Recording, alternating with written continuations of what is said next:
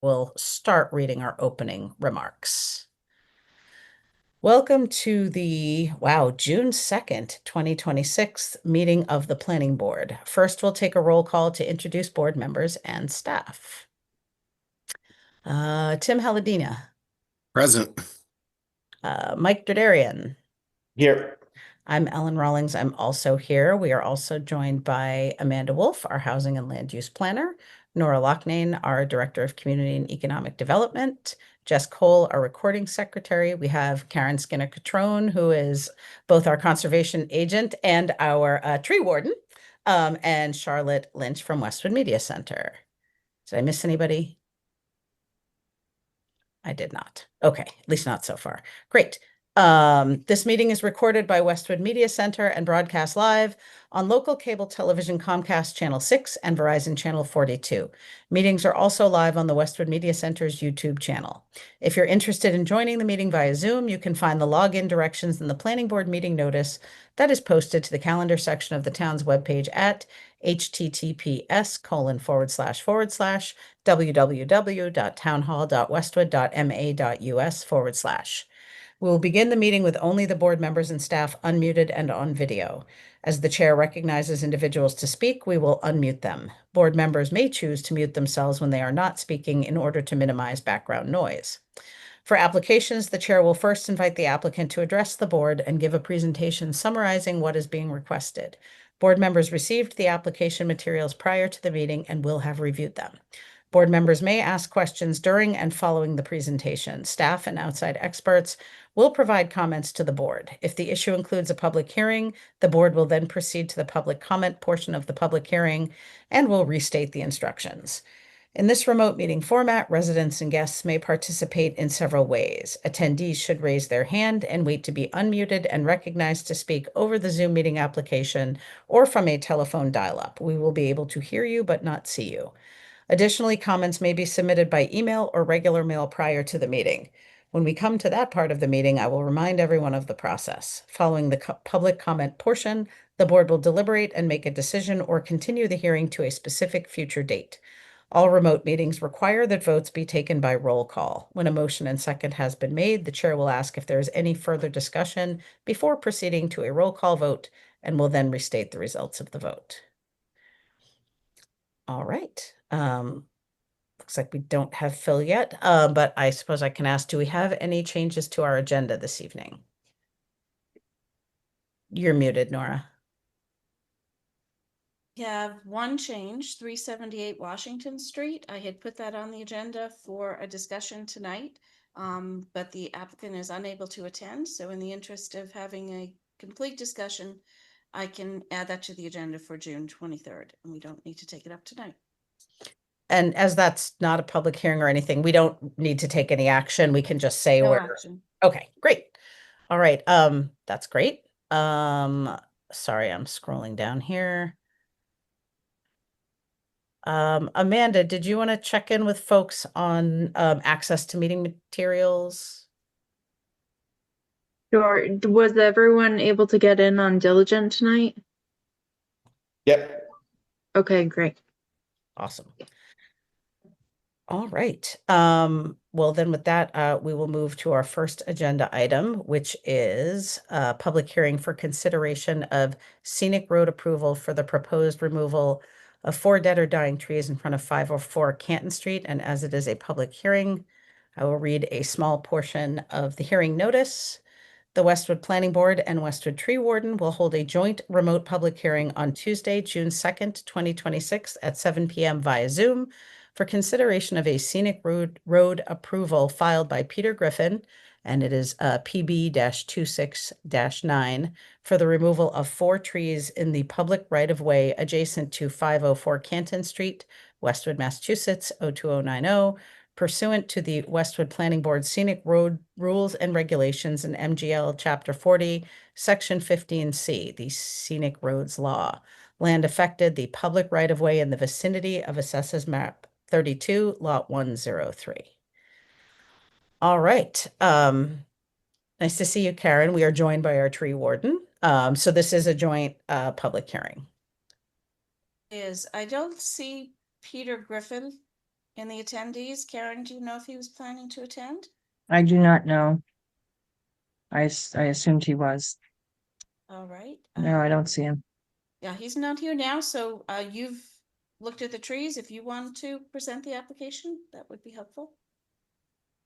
Sure. So I've looked at the trees several times, inspected them several times over several months. The trees are unhealthy. I did put off a bit to wait for leaf out. But the trees do appear to be unhealthy. I support the removal of these 4 trees. Thank you. Nora, was there anything else from staff? No, just that the recommendation was for removal, that limbs had already fallen, and the concern was that additional limbs might fall and cause a danger. These trees are all within the public right of way, and the property owner did not remove any of them on his own. He applied for the appropriate scenic road approval. So with the recommendation of the tree warden, unless any planning board member sees a reason why the trees shouldn't be removed, staff would recommend that you vote to allow the scenic road approval for the trees to be removed. Thank you. Okay, any questions or comments from board members? And we have Phil Giordano. Good timing, Phil. I'm here. Sorry for being late. Trains were completely a mess. My No apologies. worries. Glad to see you. I'm not sure if you were hearing any of that on your way in. We're looking at the scenic road application, the joint meeting with tree warden on the removal of the dead and dying trees around 504 Canton Street. Recommendation from staff was that they are dead and dying, pose a hazard, and unless we have any concerns, their recommendation is to approve. So that's where we're at, and I just opened it up to board member comments. Did any board members have any questions or comments? Ellen, I have a comment. I'm curious, are these trees that the town would consider replanting with, the general fund that it has? Is there a process, when an old town tree, There is a process, yes. Yeah. The Director of Public Works would have to request funding from the select board, and the select board would ask the Conservation Commission, who maintains the tree fund, to recommend for or against that. I think that trees on Canton Street, while that Canton Street project is still under design, the DPW director will likely not request replanting Okay. any trees at this time. I think after a decision is made, whether or not to go forward with the project, and if we do go forward with the project, what that would look like, I think trees might be planted at that time, not in advance. That makes sense. Thank you, Nora. Thank you. Any other questions? And this is a public hearing. Yes, thank you. My only question had been, when were those photos taken? But I think I'd already heard that they were taken around April. So we would have expected to see some buds at that point. Right. Didn't look very good. In my opinion, the trees, I'm not an arborist, but when the trees are not showing signs of life, or at least not productive life at the point in the season when they should, it's not really a good picture. So thank you for those. They are also Norway maples. Oh, okay. Well, thank you.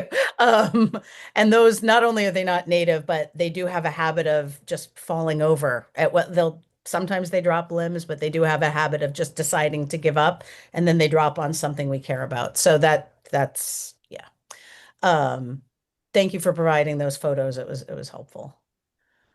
Okay, if there's no other board member, staff, whatever comments at this point, I will open the floor up to public comment.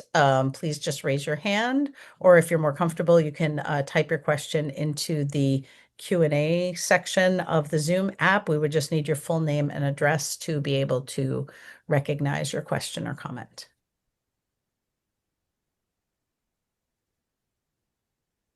Give that a moment.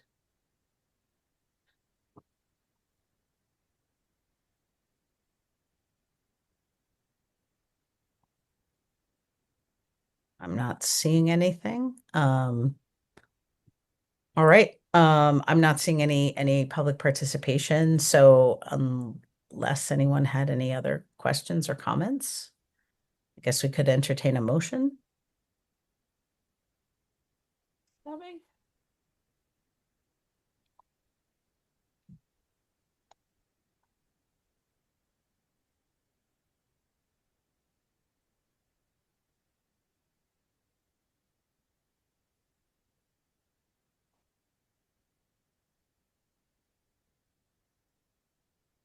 Make that a little bit larger.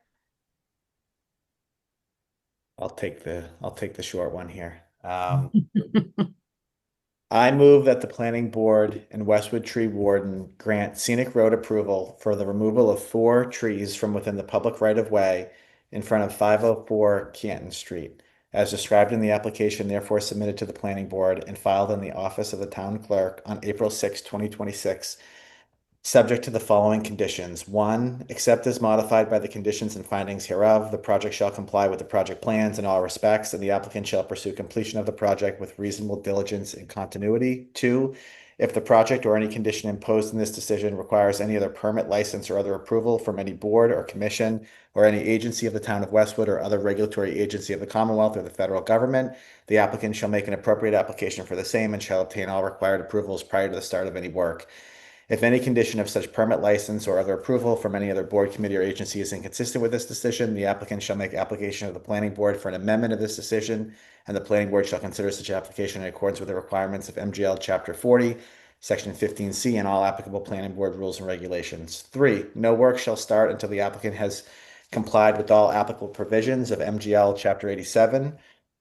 4, all project-related activities shall comply with the timeframe set forth in the town's general bylaws, Chapter 292, for noise and construction, which allows such work Monday through Saturday between the hours of 7 a.m. and 7 p.m. and Sunday between the hours of 12 p.m. and 7 p.m. 5, a copy of this decision and the project plan shall be kept on the project site at all times during removal. Second. I have a motion and a second. Any further discussion? Seeing none, I'll take roll call. Mike? Aye. Karen? Aye. Phil? Aye. Tim? Aye. And I vote aye as well. That motion carries. And I don't have a written motion, but we do need to close the public hearing. I move that we close the public hearing. Second. Thank you. I have a motion and a second. Any further discussion?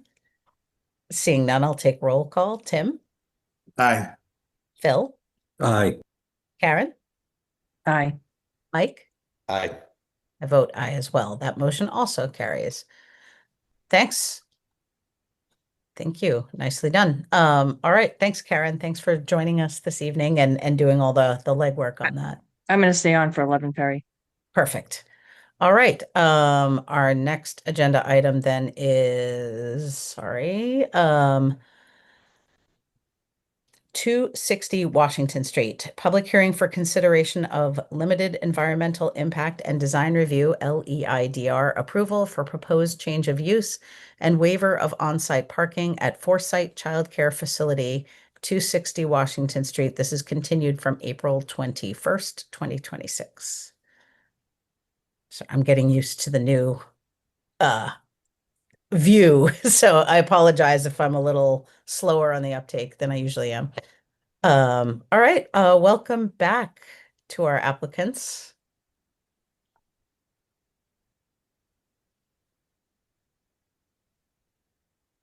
Good evening, Madam Chair and members of the board. David Hearn Jr. of Gellerman and Cabral on behalf of the applicant. And with me this evening are Yiting Wu and Shang Wu. They're also appearing. This is a continuation from April 21st, I believe it was. And when we last met with the board, there were some questions raised, some information that was requested. We have filed a site plan that shows measurements of the driveway coming in from Washington Street that was requested. We have provided an updated detailed description of the project, as well as I believe redacted business plan was submitted. And the plot plan or site plan shows some changes also with respect to the layout of the parking in the rear of the building.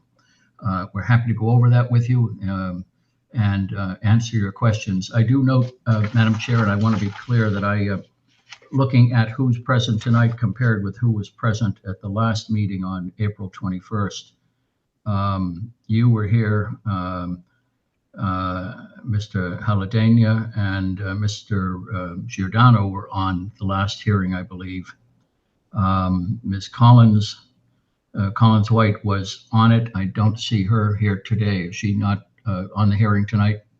Correct. She was unable to attend the meeting this evening. All right. And then we have Mr. Didarian, who I don't think was on the last hearing. At least I didn't have him in my notes. Is that correct? So is he participating under the Mullen rule, or? Yes, Mike, you had taken care of, you filed your paperwork and. Correct, yes. Okay. So yes, you do have 4. All right. Thank you for that.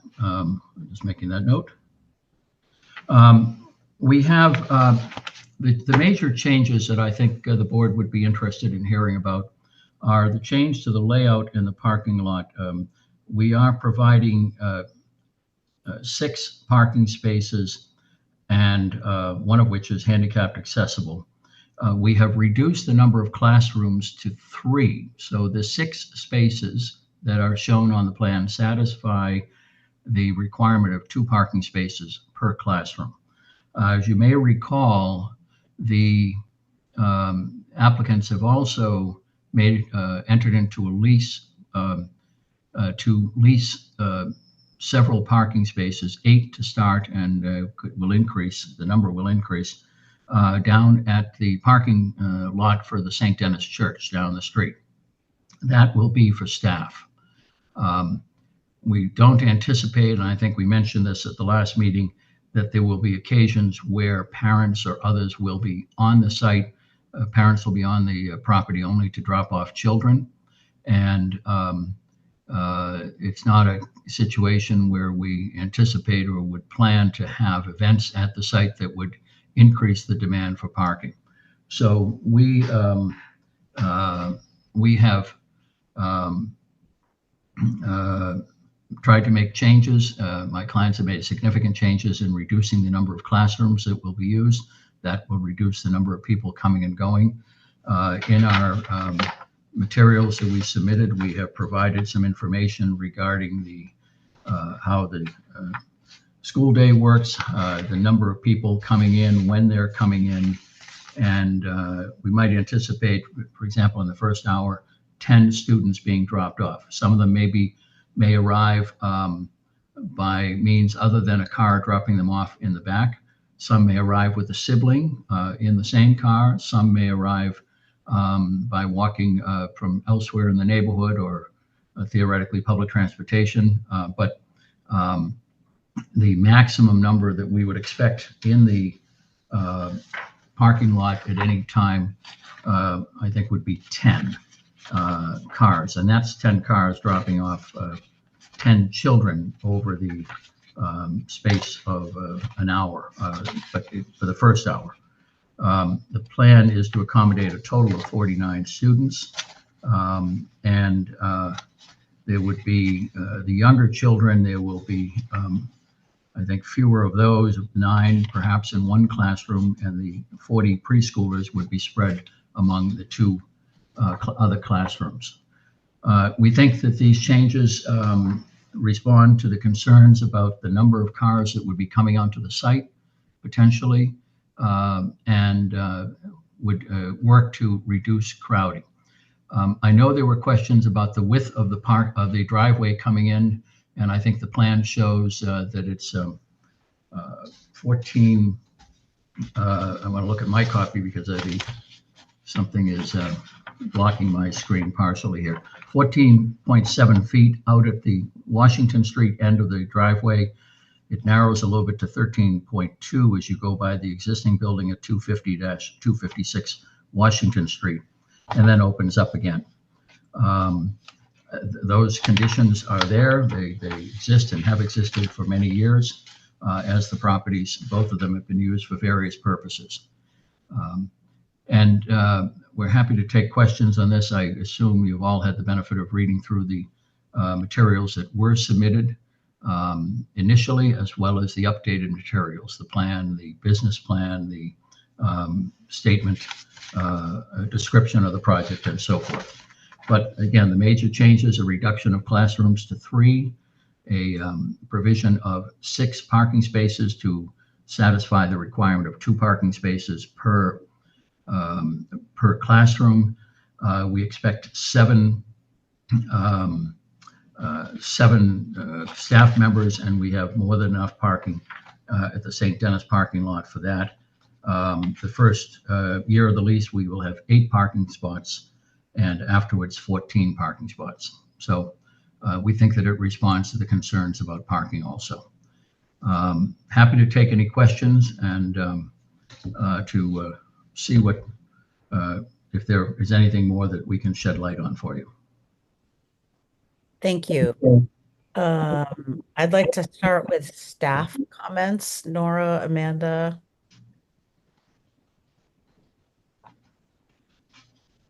Nora, you're muted. I'm sorry. The plan has changed significantly since it was before you the last time. The number of classrooms has been cut in half. The number of staff members have been cut in half, but the enrollment has only reduced from, I believe it was described as 60 at the last hearing session, and now is described as up to 49. So there's still a significant number of children. The parking requirements are still over and above what is available on site. So the proposal here shows a total of 6 parking spaces on site. With the 3 classrooms and 7 employees, the parking demand would be 13 spaces. So that demand would be met with the additional parking spaces off-site if the board chose to grant a waiver to allow parking off-site. But that is up to the board to decide if it's willing to grant that waiver.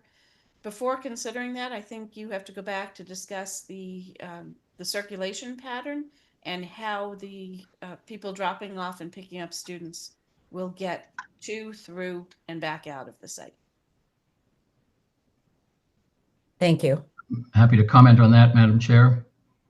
Sure. We anticipate with the spaces that are available that parents can pull in, take the child out of the car or children out of the car, bring them up into the building. We'll have a staff member in the parking lot helping to coordinate all that.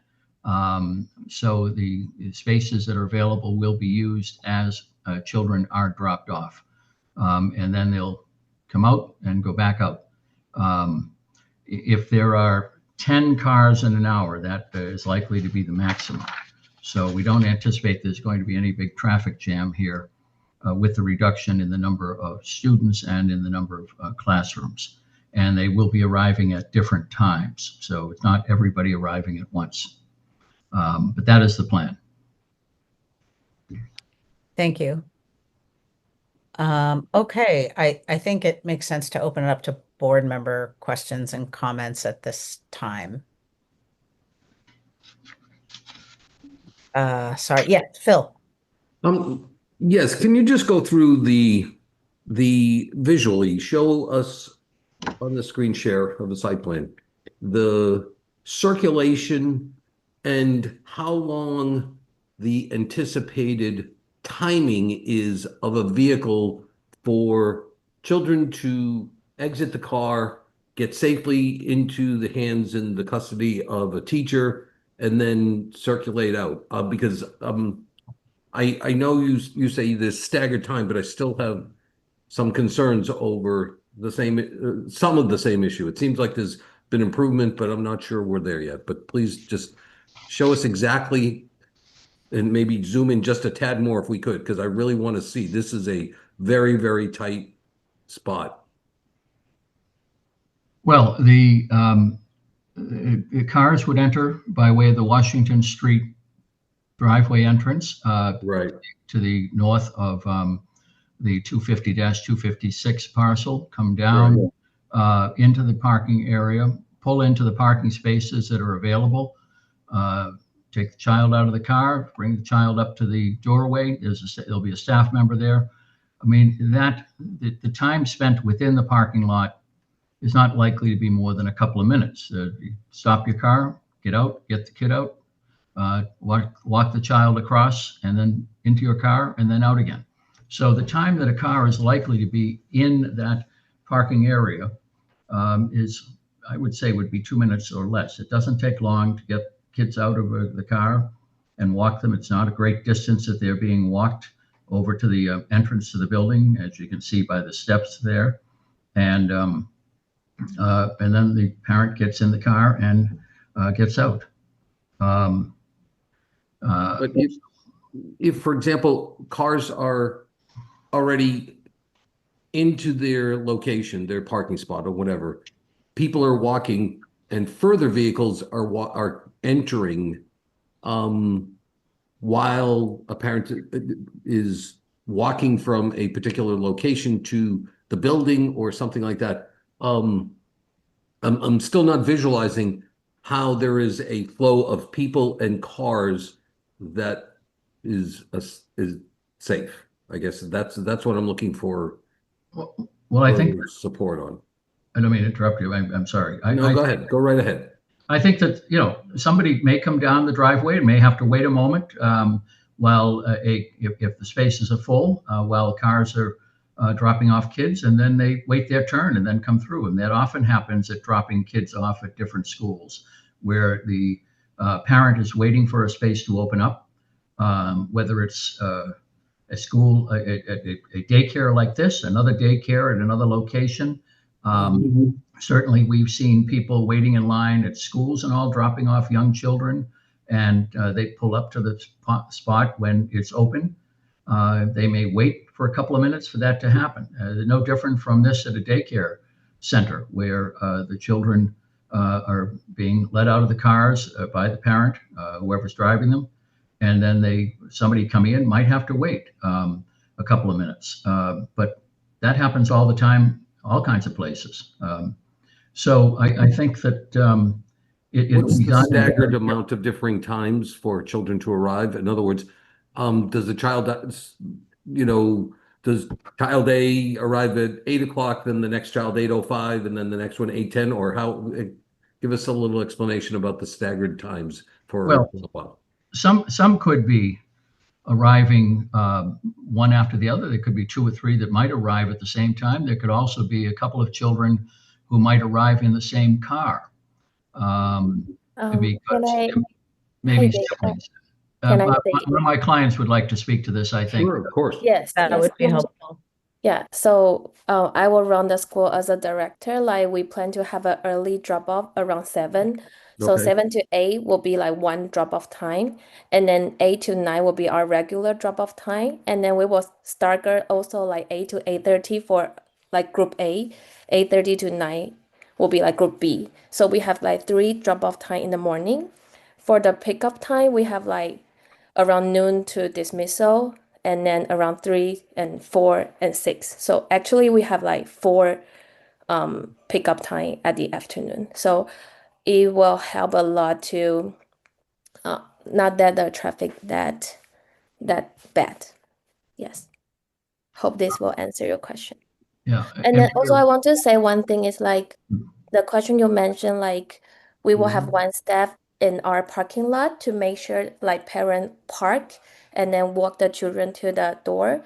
And then also if another car is coming in, we will like mention to watch out, to be careful about the car. And then the car also will wait the child to walk to the door, and then they can park into the parking space.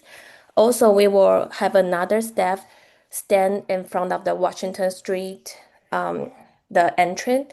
So like the car go in and out, they can be more safe to going in and out. So we will have like at least 2 staff member to stand outside at that pickup and drop off time.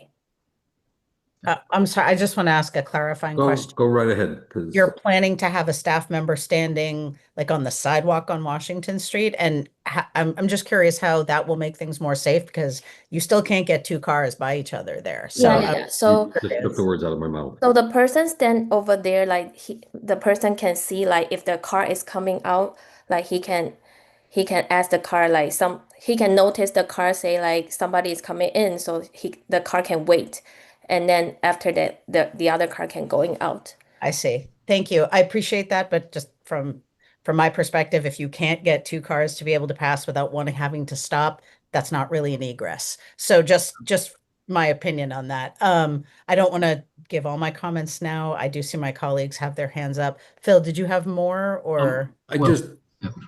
go ahead. Well, I want to, Go ahead. if I may say a couple of things. We've given you a number of 49. The anticipation, that's the maximum number that they are licensed for. The anticipated daily enrollment will be probably between 35 and 40 children. And as Ms. Wu just said, some of them will be arriving in the early group. Some will be arriving around 8. Some will be arriving around 9 o'clock. Also, some are dismissed at noontime. You often have children who come into these programs for half a day, and others will be dismissed in the afternoon. So there is a spreading out of the arrival of people and the departure of the children. On the question of the driveway, I mean, the fact is right now that driveway, which has been serving two commercial buildings in Islington Center, has never been large enough for two cars to park. So we're not exacerbating a problem. We're not creating a problem. We're dealing with a problem that has existed, and those buildings have been used for various purposes over the years. We think that this is a carefully thought out approach to dealing with it. Having somebody at the top of the driveway may help to say, well, don't pull in just yet. There are you've got to wait a moment while somebody is coming out. There's also there are a few spaces. I'd like to respond to that. I understand that, but also that means you now have a car waiting on Washington Street, which I don't think is necessarily safe. And you've said a few times when you've been here that it's been working for years. I think it's important to clarify that there have been a lot of changes to the businesses in that area in the last few years. And I think it's fair to say that we see more traffic there, not just traffic on Washington from cut through, but because of the changes to the businesses and the development, there's more commercial space there in that general area than perhaps it's ever been. So I understand your point, but I do personally feel that it's kind of it's not, it doesn't make me feel any better personally because the whole area has changed. There is so much more commercial business development. It's a different situation than I think I said last time. I think it's fair to say the last 5 years in that area, in that block, you can't compare it to the last 55 years. It's very different. So I appreciate that position, but I just don't know that I agree with it. Well, I understand. There's been a lot of redevelopment. It's been tremendous, I think, what's been done in Islington over the last several years. And it has changed some things, but these two buildings here have been used and continue to be used for various purposes. And I don't think it'd be fair that they can't be used simply because the neighborhood has gotten busier, that this property is now not able to be used. No, please, I'm sorry. I'd like to clarify. I don't think I was trying to say they couldn't be used, but I don't think we've ever had a use like a preschool or anything that would generate the kind of traffic in either of those buildings and volume that's being proposed with this proposal. So I do think the board is trying to tease out where those differences are. And I think we do understand the position that, that you've been very clear about why you think it's not impactful and that it should work because it always had. I'm just not sure that I can't speak for the board, but I don't necessarily think that holds. So I think we do understand your position. I don't want you to think that I'm just saying it's going to work because it always has. I'm not saying that. I think it's going to work because my clients have gone to a great deal of trouble. They have reduced the proposed use, the extent of the proposed use of the property. They have made arrangements to rent spaces down the street for their staff. The number of people arriving will not be, if there are 35 or 40 students, they're not all coming at once. And it's like any other, I think like a lot of other businesses and properties where you may have to wait a moment to come in. You may have to wait in that Lot B parking area until there's room in Lot A. our site. But this is a protected use that they're trying to make of this property to provide a service that is in need in our society, daycare for young children, and they are doing everything they can to assuage the concerns that people have. And the concerns are, rightful concerns, but I think we're answering, hopefully you'll find in the end of this that we've answered them sufficiently that this can go forward. So that's really it. But I know there are more questions, and I don't want to cut off people's opportunities to ask questions. Thank you. Phil, did you have more? The snow removal is just the other thing I wanted to touch upon. You say snow removal and salting operations will be completed prior to school opening hours to maintain safe access. And then you say the applicant will monitor weather conditions and coordinate additional snow removal services during major winter snow events as needed. Couple things. One, if snow is something that's not controllable, I don't know how you're going to be completed if the timing of the snowstorm is in the middle of when there's drop-offs and pickups and whatnot. So I don't know how that, that works. And how having dealt with snow removal in many ways in the past, when there's major snow events, it's really hard to get somebody that's not under contract to you already that is going to show up and give you additional services. I don't know if you have a particular contractor or something that's going to be that's available, but that is when everyone is calling and nobody shows up, but they show up after a number of hours. So please expand upon this, because this didn't leave me with a sense beyond the temporarily staged and designated areas. That also doesn't feel that it's adequately dealing with the impact that snow removal will have on the very, very tight site that we have here.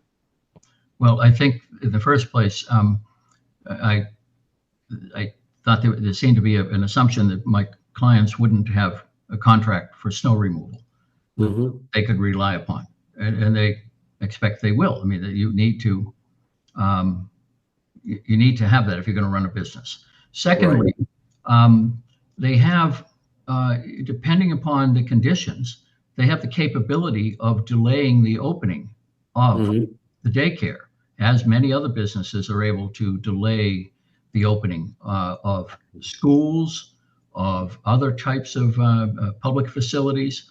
There's no reason they can't do that too if the circumstances warrant it. So I think their plan is they're not going to have parents dropping off children if the area is not safely passable. They're going to have people lined up to do the plowing on a regular basis, so they can call on those folks just like any other business would try to make those arrangements. And if the circumstances are such that you can't safely open up, you have to notify the parents that we're not going to be open today at 7 o'clock. We may not be open till 10 o'clock or 11 o'clock, again, depending upon conditions. That happens all the time when schools have a delayed opening, and other operations have a delayed opening, businesses and so forth. So I think they can respond to the circumstances as they arise, as other people would, and be prepared to do that. There's no reason to think they wouldn't do that. I'd like to visualize where the snow removal is going to be if it's temporarily going to be placed in designated areas. Can we go back to the site plan so I can see that? So snow comes, tell me where, whatever size of snow falls, 6 inches, whatever we characterize. Tell me where the snow will go and how that impacts parking, circulation, et cetera.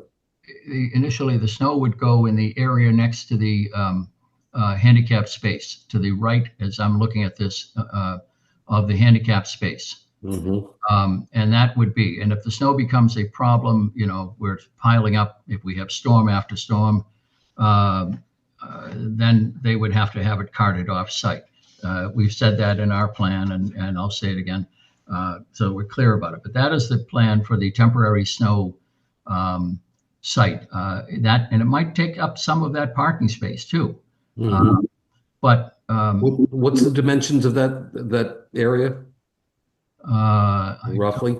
I'm not sure, but I think we've drawn these to be compliant with I think they're 9 by 18, those spaces.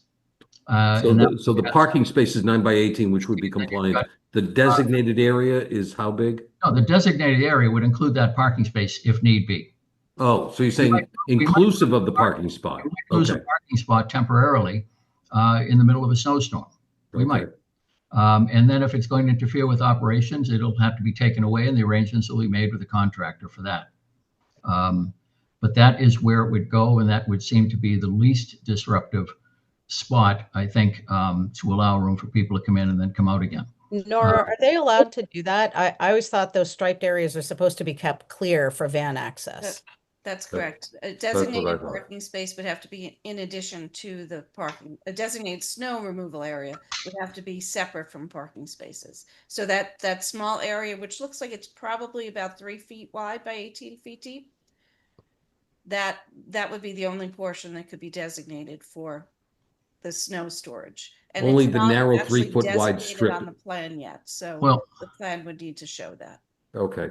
I didn't catch everything that Nora said about the requirements. For van accessibility, that striped area is available next to the handicap parking spot. That's what that's for. That is the handicapped access aisle as shown on the plan.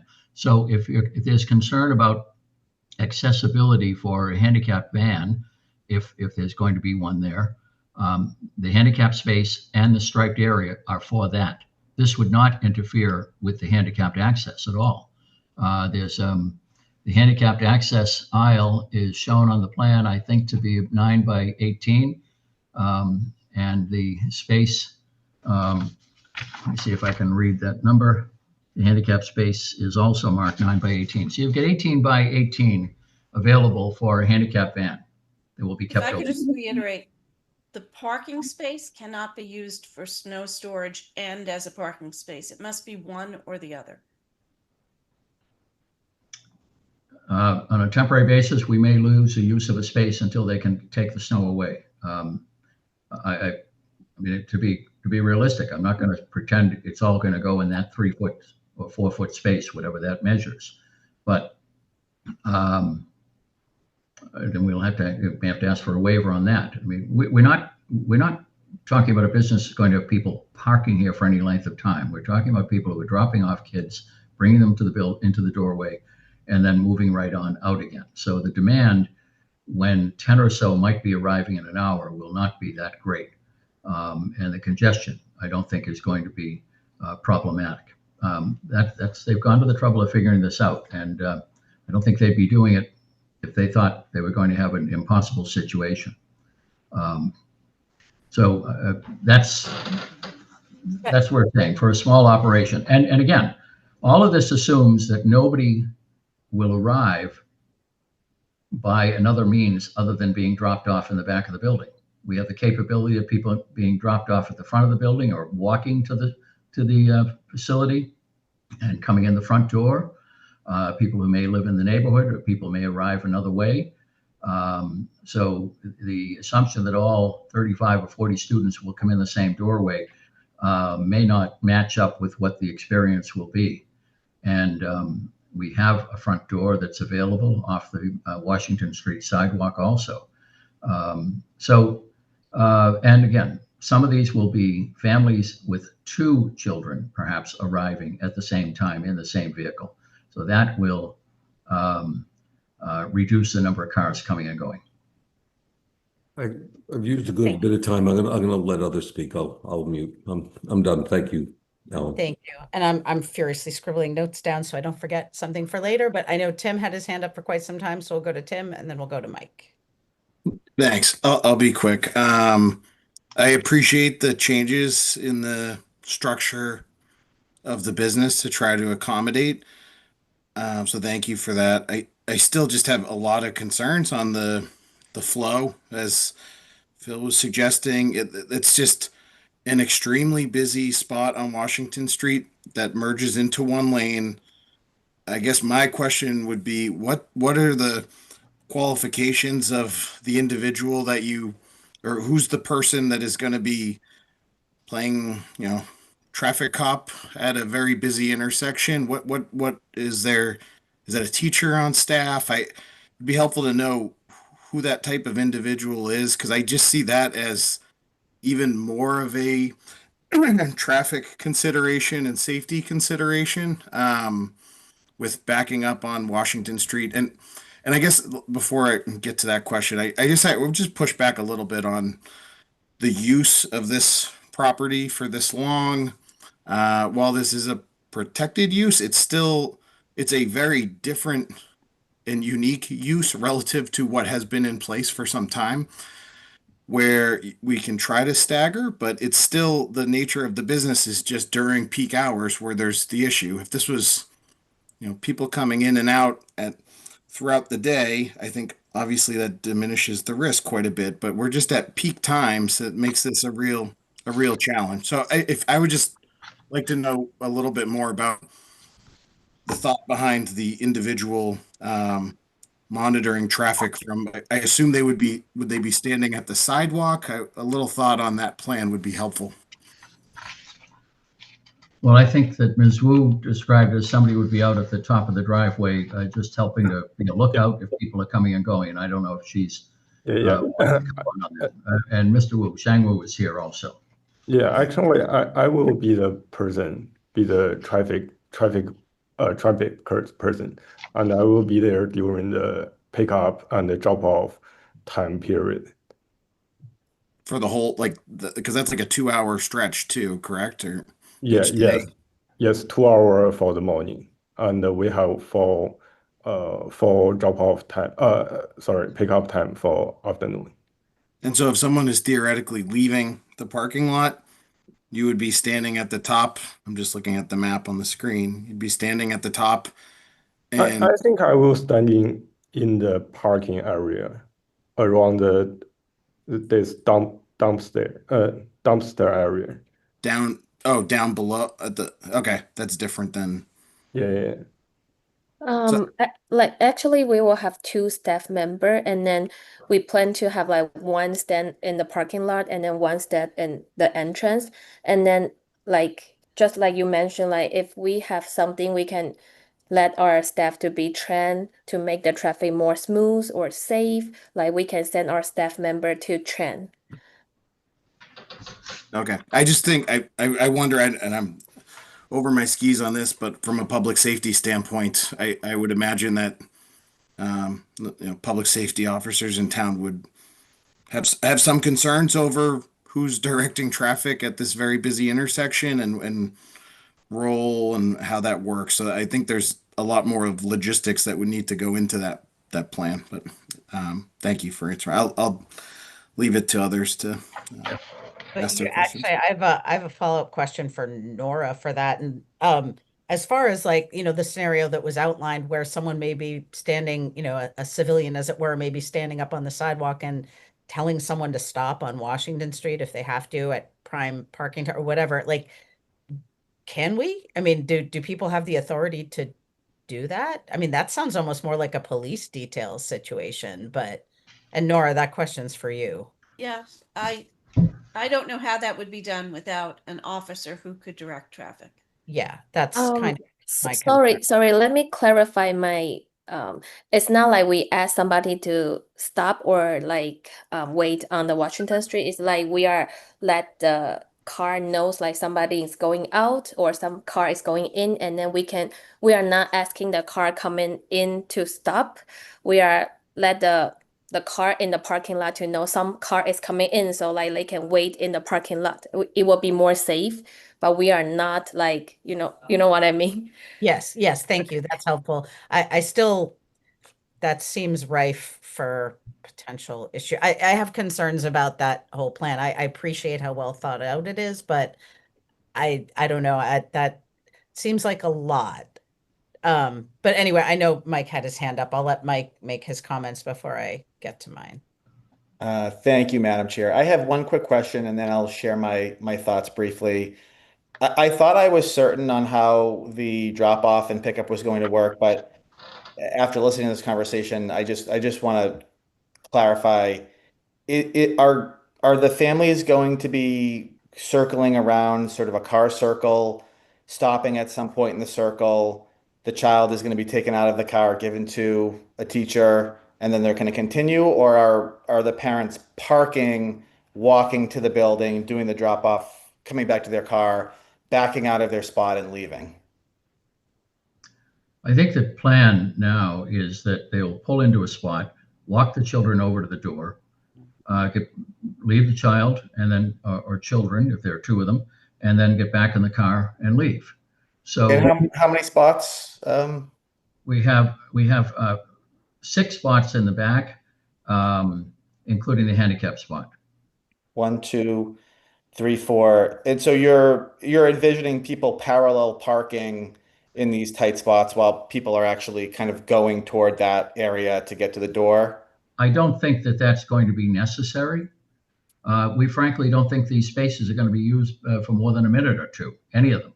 So Yeah, I mean, when you, I mean, and obviously the daycare can try to set policies and run pickup and drop off in the most efficient way. But if you've ever dropped off a kid for the first 3 months who's never gone to daycare before or is just breaking into, that new environment, I mean, drop offs can last more than a couple minutes.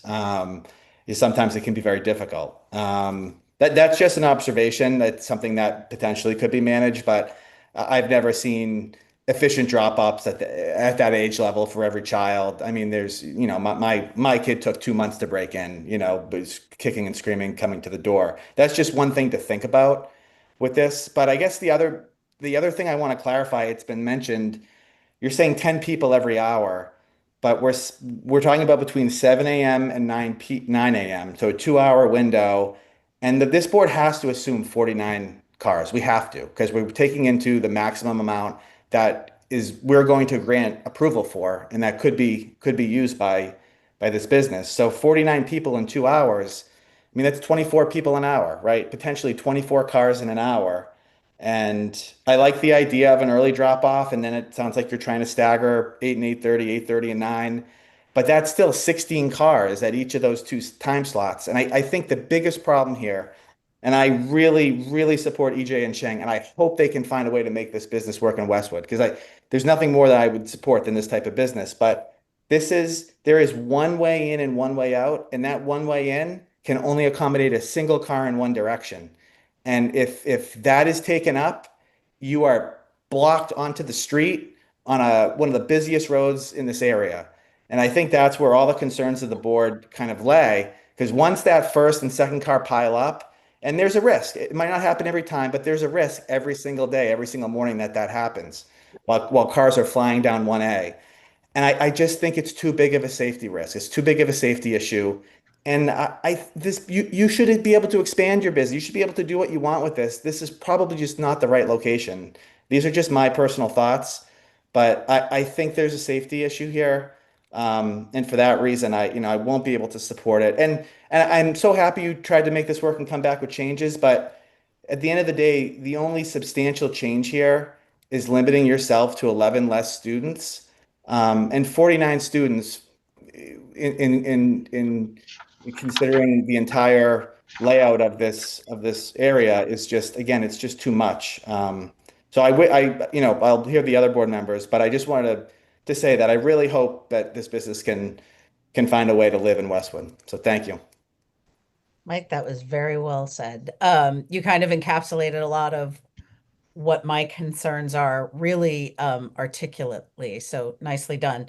I have just a couple of comments. You've kind of spoken to a lot of them. That's really what kind of like really gets me into a knot about this is exactly what you said. It's the safety issue. And I think I mentioned last time, even with the Dover Amendment and the protected use, there are a handful of items that boards are allowed to consider. And this is one of them for that reason, because the traffic and the safety and the impacts are considered to be that important that even the law allows us to take those into consideration, even on an exempt use. So I really appreciate you highlighting that. The couple of other things I had, I know the site plan's not up there anymore, but we talked last time about the fact that there's no way to say they're your spaces or other people's spaces. So I'm curious if there's been thought for a contingency plan if people from one of the other businesses parks in one of those spaces, because my understanding is they are allowed to. You can't prevent them from doing, just like they can't prevent your people from parking in one of those other spaces. And I don't need answers to these right now, but I just kind of want to get them out, and then if you want to address them, that if you have answers, that's great. But I do see that being problematic, that, if you have a plan that's propagated or predicated on those spaces being empty and you come in one morning and those spaces, three of them are in use, that could be a big problem. I also want to push back a little on the idea that it only takes a minute or two to get a kid out of a car. My daughter's 14 and I drop her off at middle school every day, and she's perfectly capable of getting out of the car by herself, and it still takes her more than a minute or two.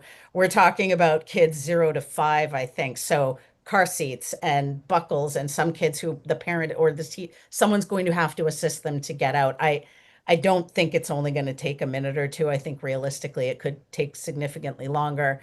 That's not even factoring in some of the things Mike said about kids who may be struggling with the idea of getting into school and whatever else. I noticed there was a request for a waiver on the screening. And this one, if we could pause on this one. We did talk about there's a residential neighbor right next door. I see a few trees there, but could you, when you're asking for the waiver, are you looking for the waiver to not have to screen from that neighbor as well as maybe from the commercial neighbors, or? Well, certainly, there's a 6-foot fence there now, and there are some trees there. I don't know what other screening would be considered. I mean, it just takes away space and would crowd it more. I don't know what type of screening you might be thinking of on the residential side. Right. I mean, I've looked at it. I've seen it. I've seen that property, but a 6-foot fence and a few trees, that is effectively screening our site. And we're not taking away any screening from what's already there. So You're looking for a waiver for doing for whatever. I honestly don't know, looking at that, whether or not that meets the screening requirements. And Nora, maybe it's not subjective in some ways. I'm curious if what exists meets the requirements and whether or not the waiver would have to address any additional screening that might be required.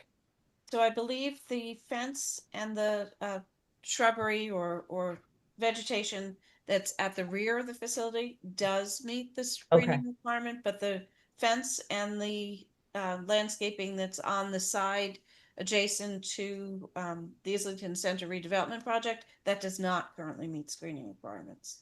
And have we heard anything from the property owner on that side as to whether or not they have an opinion as to whether or not they would like the screening requirements to be upheld? No. Okay. We haven't heard anything. Okay. No, that's helpful. I also I noticed there's a request to not have to put in a dumpster and do trash cans instead, which I understand would be necessary to be able to use the space effectively, but there's a dumpster there now, correct? It's not properly screened, but there is a dumpster. I am not sure on that. Chang might be able to speak to that. Chang, is there a dumpster there presently, and what's the plan on that?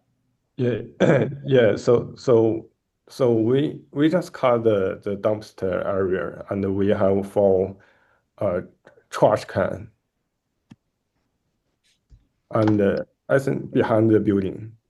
So we'll use trash cans instead of a dumpster. Right. That's highly unusual for a commercial building. I'm just saying, particularly given the age of some of your potential students, I worry about things like diapers. I mean, again, like that's a waiver that I don't know that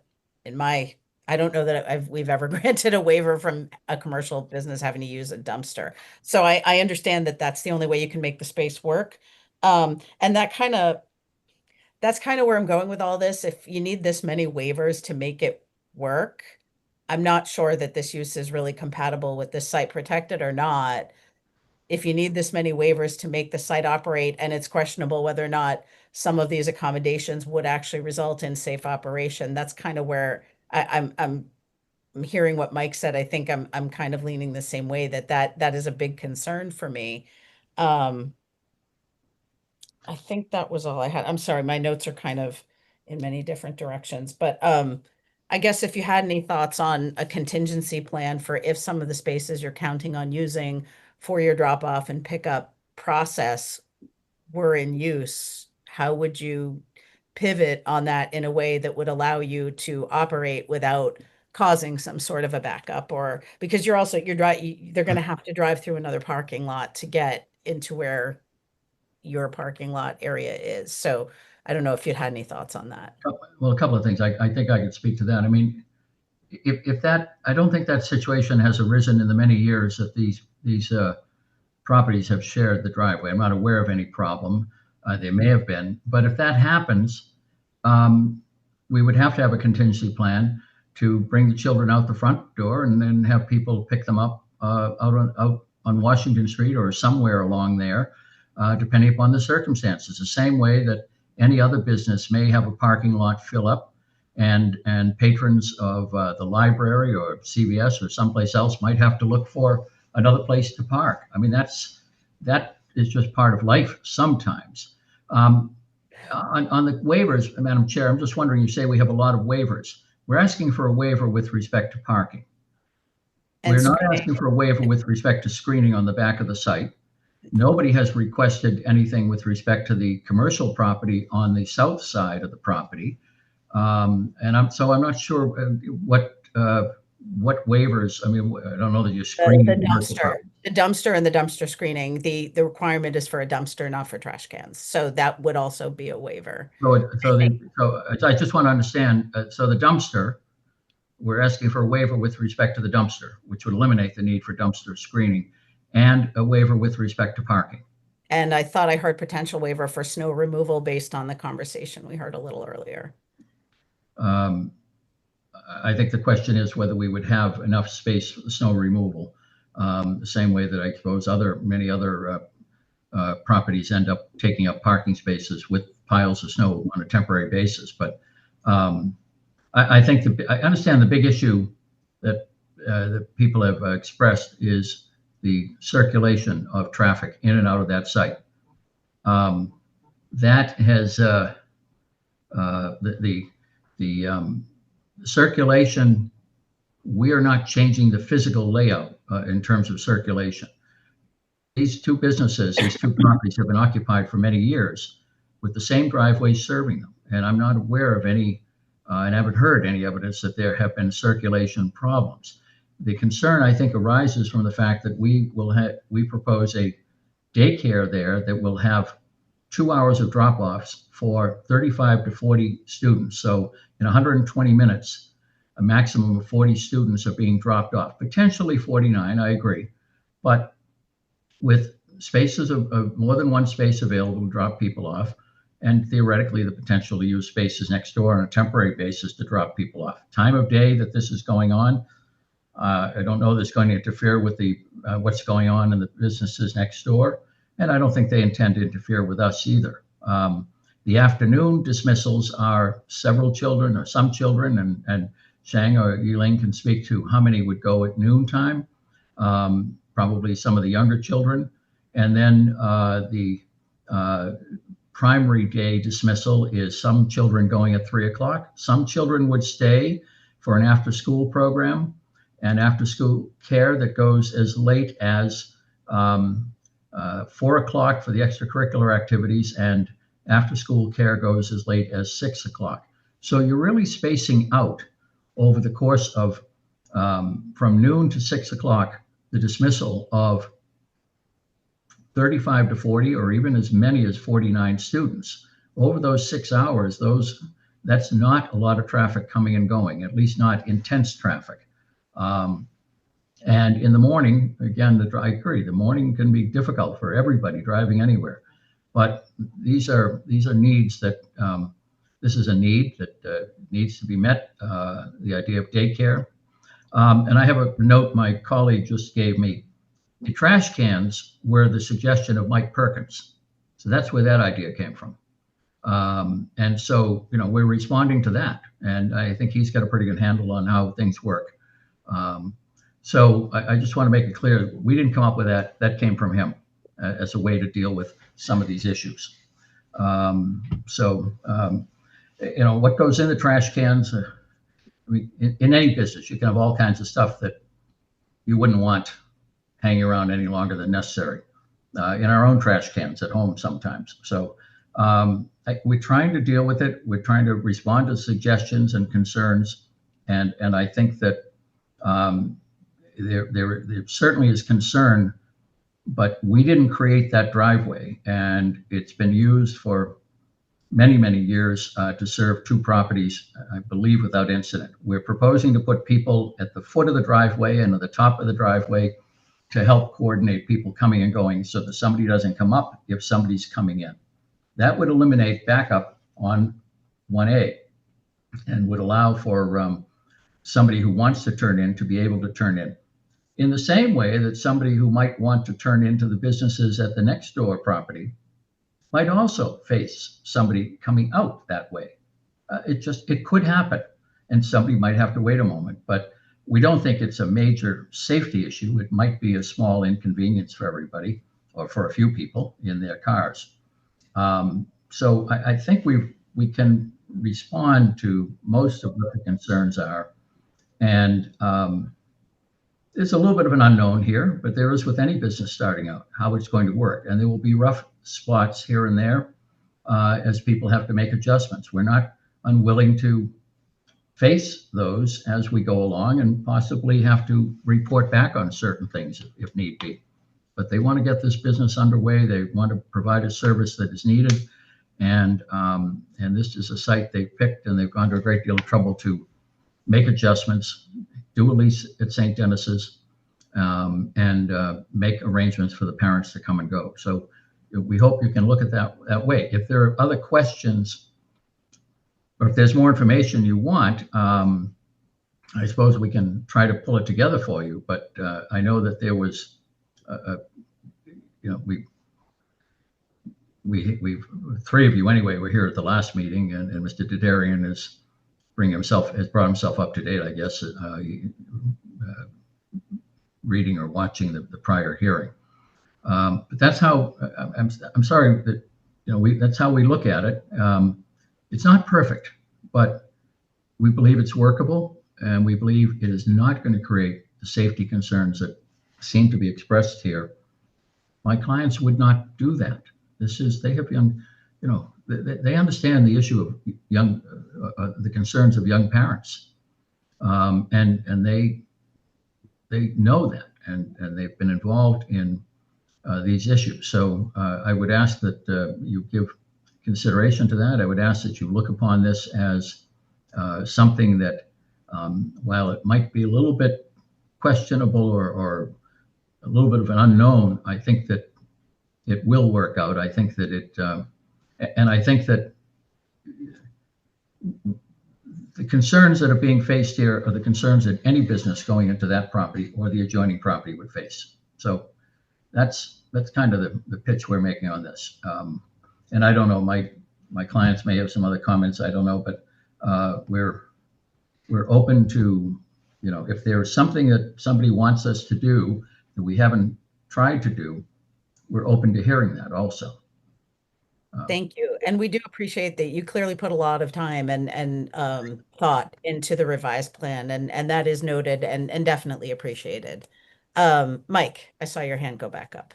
Yeah, I just want to kind of push back on this notion and this argument. And Mr. Hearn, I appreciate your advocacy, but Westwood has regulations for parking depending on the types of businesses and other factors, right? So this is just not the challenge of any business that could move into this space. This particular business with use that's being proposed, we have standards for what we think is for safety and other reasons for what the parking is, and we're being asked to waive those. So again, I don't think it's fair to compare this to the challenges of any business who might move in or the challenges that existed before or after, right? Like this is you're asking for a significant waiver. and in a very unique spot, which we've talked about. So I just wanted to clarify, this is not just like a run of the mill, a business is moving in and there might be traffic challenges. You're asking us for a parking waiver, which I think is significant if there's these special circumstances at play. Thank you. Thank you, Mike. Phil. Um, Just I know that Mr. Giordano has his hand up, and no, go right ahead. Go right ahead. Well, okay, thank you. We are asking for waivers, but the question is the significant, the degree of the waiver. We don't have 13 spaces on the property. Never had, never will. But we have made arrangements for our, an alternative arrangement for our staff to park down at St. Dennis's. And that is a choice made by the, or a proposal made by the business owners to be able to provide parking in an otherwise tight spot. The concern of parking that all municipalities have is that one of the major concerns is that there be adequate parking for the type of operations going on a particular property. And so parking is often tied to the type of use, the size of the use, and so forth. You folks know that. You know your bylaw, but that's the concern that I hear all the time. My clients have come up with an alternative way to deal with a big chunk of that by entering into a lease with the Archdiocese for spaces at St. Dennis's. And in the context of while you are correct that just because we are a protected use under the Dover Amendment, we can't just ignore all the requirements. We do think that the requirement for parking is effectively met by the alternative that we have proposed to you. Several spaces on site and spaces for staff, 8, and then 8, and then I think 14 spaces for staff down the road a bit. It's an inconvenience for the staff, but it serves the need and the purpose of parking requirements to make sure that you don't have people parking in places where they shouldn't park, particularly within the public way. And we've answered that, I think. So that is an alternative method, and I think one that's worth consideration, where the space itself cannot, the property itself cannot provide that. Mr. I appreciate it, but when I asked about how people are going to parallel park next to that building while kids and children are walking to the door, your response was, well, those probably won't need to be used. So doesn't that then leave you with two or three spots now? Like it just keeps dwindling down to what is an impossible. I really want to approve this, but it's an impossible ask in my opinion. I think the concern, Mr. Dudarian, is it's one thing to show spaces on a plan. It's another thing to those spaces actually to be used and whether they'll need to be used. And we don't think that they'll need to be used on a regular basis such that they're going to interfere with people coming and going. The number of kids coming in at a particular time, spaced over 2 hours of drop-offs, we think there will be plenty of room for them. And again, you have to assume, I suppose, the worst case that we could have 49 children there at some point and that they will all arrive by car.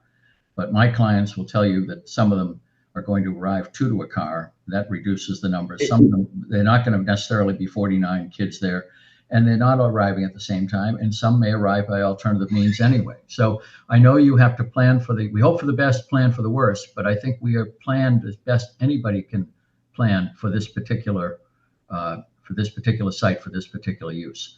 And I don't think we'll really need those spaces. They're there, they satisfy the requirements, but I don't think as a practical matter, there'll be demand for them. And I think that's what my clients are thinking too. So.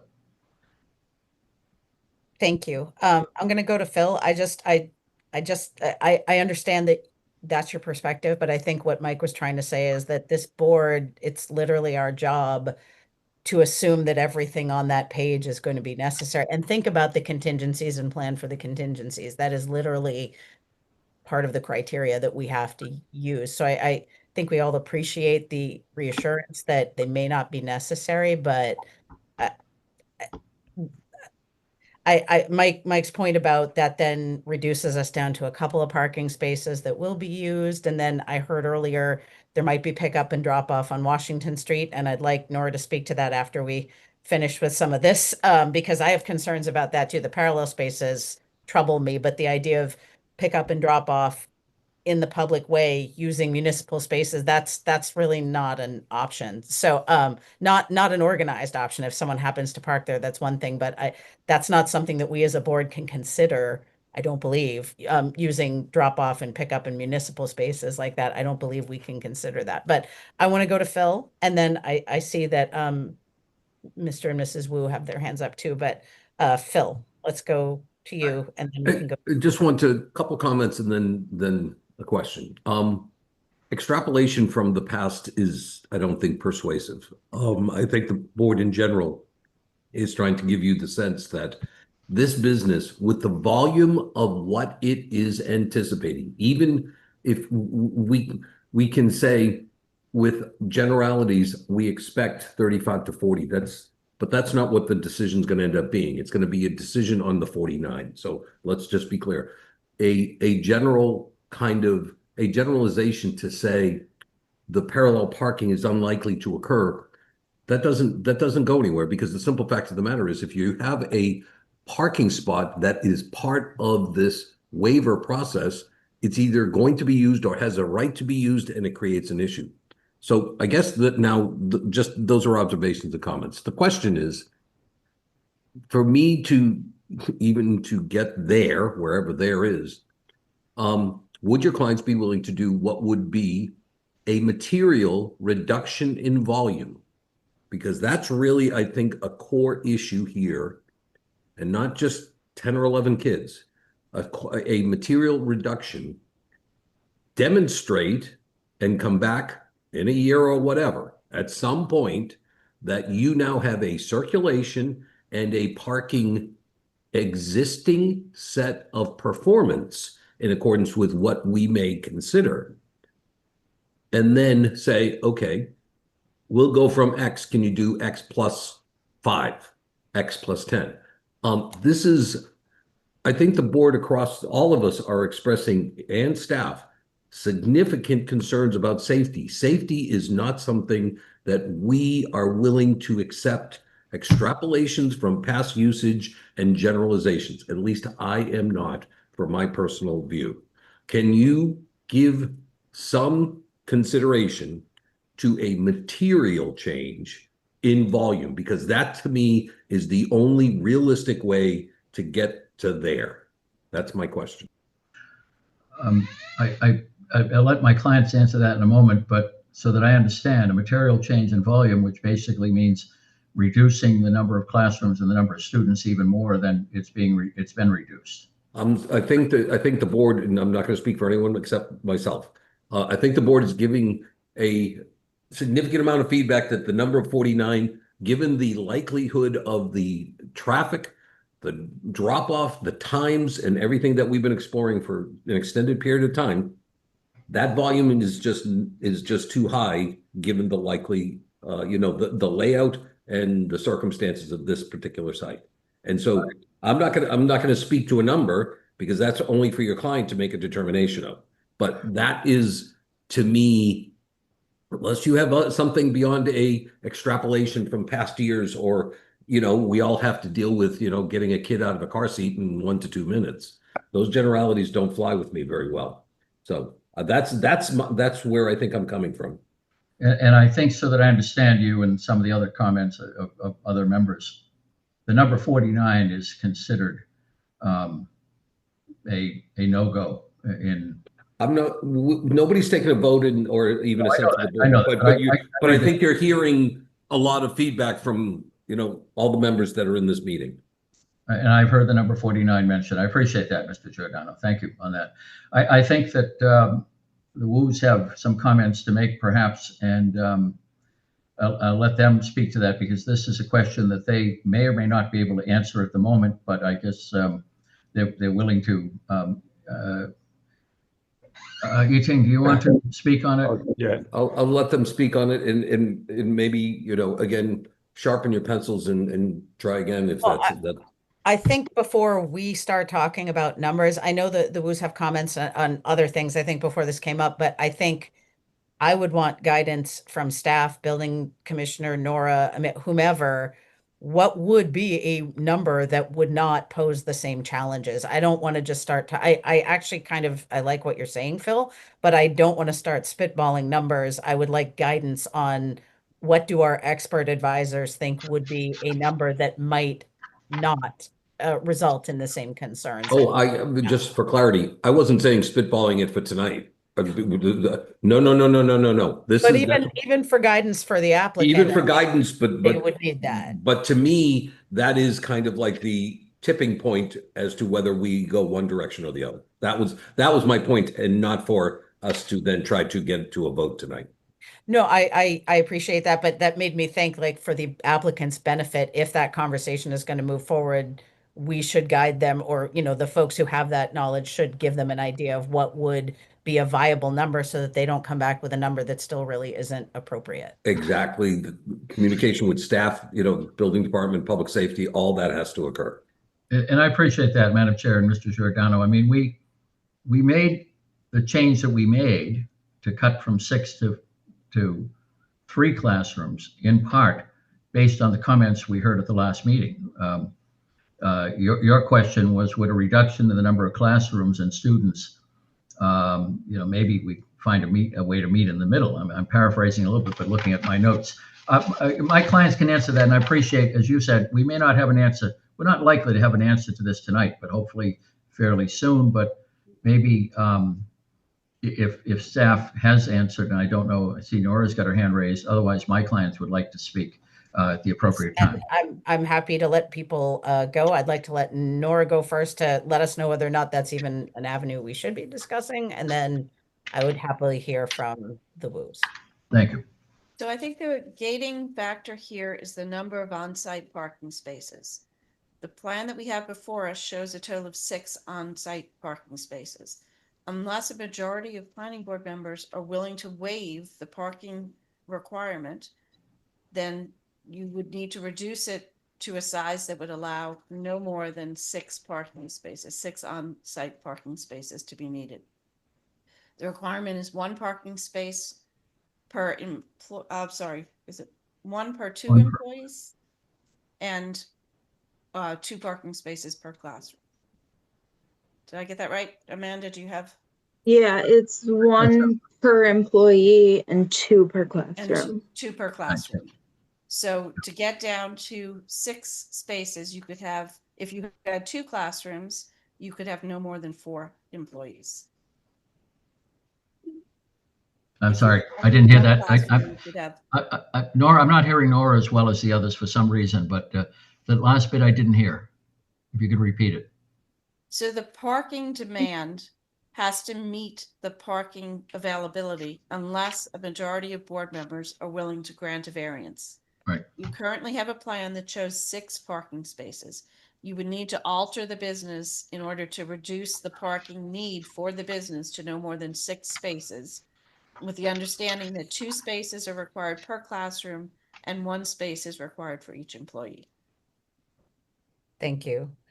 So that's per classroom. I think the board's concerns about, you could still have 2 classrooms and 50 kids. That doesn't solve the problem of volume. So I guess if there's some guidance or not, as to what a manageable number of students would be. Is it 10? Is it 15? I don't really know.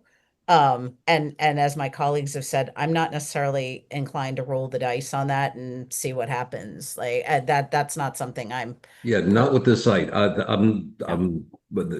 for my sense, that I would not be willing to roll the dice. But I appreciate reducing the number of classrooms, but the number of students I think might be the bigger issue. And it sounds like that doesn't necessarily play into the parking guidelines, but I think that's what this board's looking for. And I don't know what that number is, but I'd like to let Mr. Wu talk. He's had his hand up for a while. Yes, so for the parking space and the environmental problem, I'm not the professional, but for our experiences, my wife is currently operate a daycare in Brighton. So that daycare has the 71 case, and where parking and traffic condition is more challenging than this location. So we believe this location we can save and effectively measure operation at this site as well. So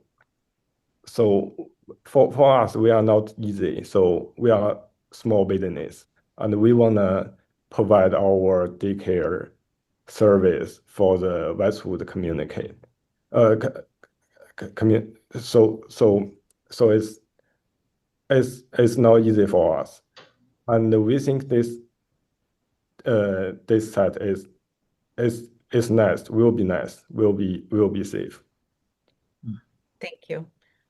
Mrs. Wu, you had your hand up too. Yes, I want to say thank you everybody for like pointing out this concern, and then also safety is our priority. Like is the most important things for everybody and young kids. So I know like we have a lots of like things we need to deal with, and then we will try our best to like make the solution to let everybody be safe.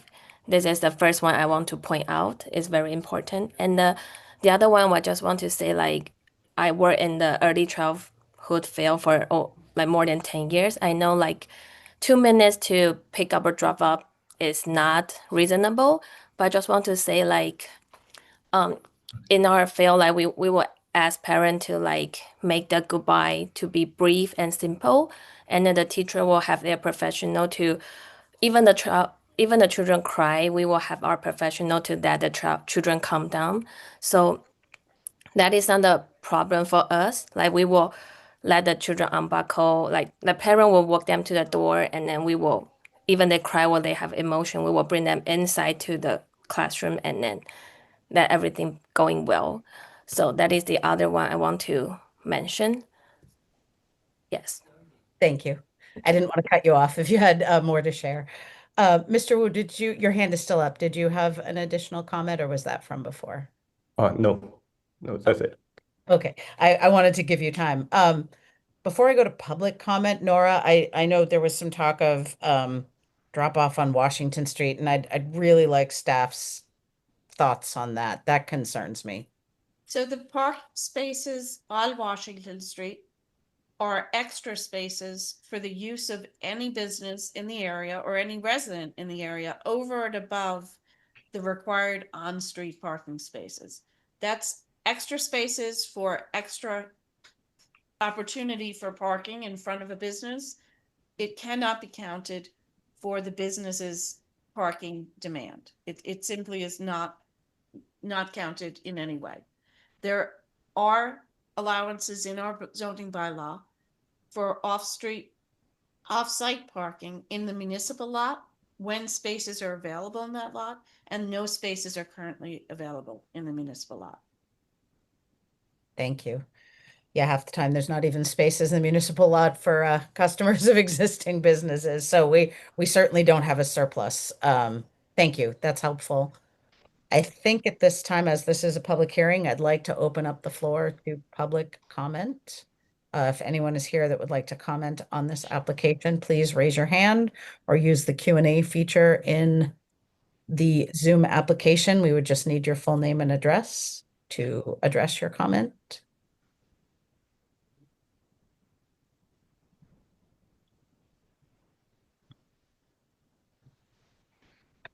I'm not seeing anything. It sounds like the board, we need to maybe have a short poll because I don't know what kind of motion or vote we would take at this moment. I'm not sure we have consensus on anything. So I think it makes sense to, and Nora, disagree with me if I'm off base here, but maybe just poll the board briefly about, are we interested in continuing? If the applicant's interested in continuing, are we ready to make a decision one way or another? So we have draft motions prepared for approval of waivers. We have a draft motion for denial of waivers.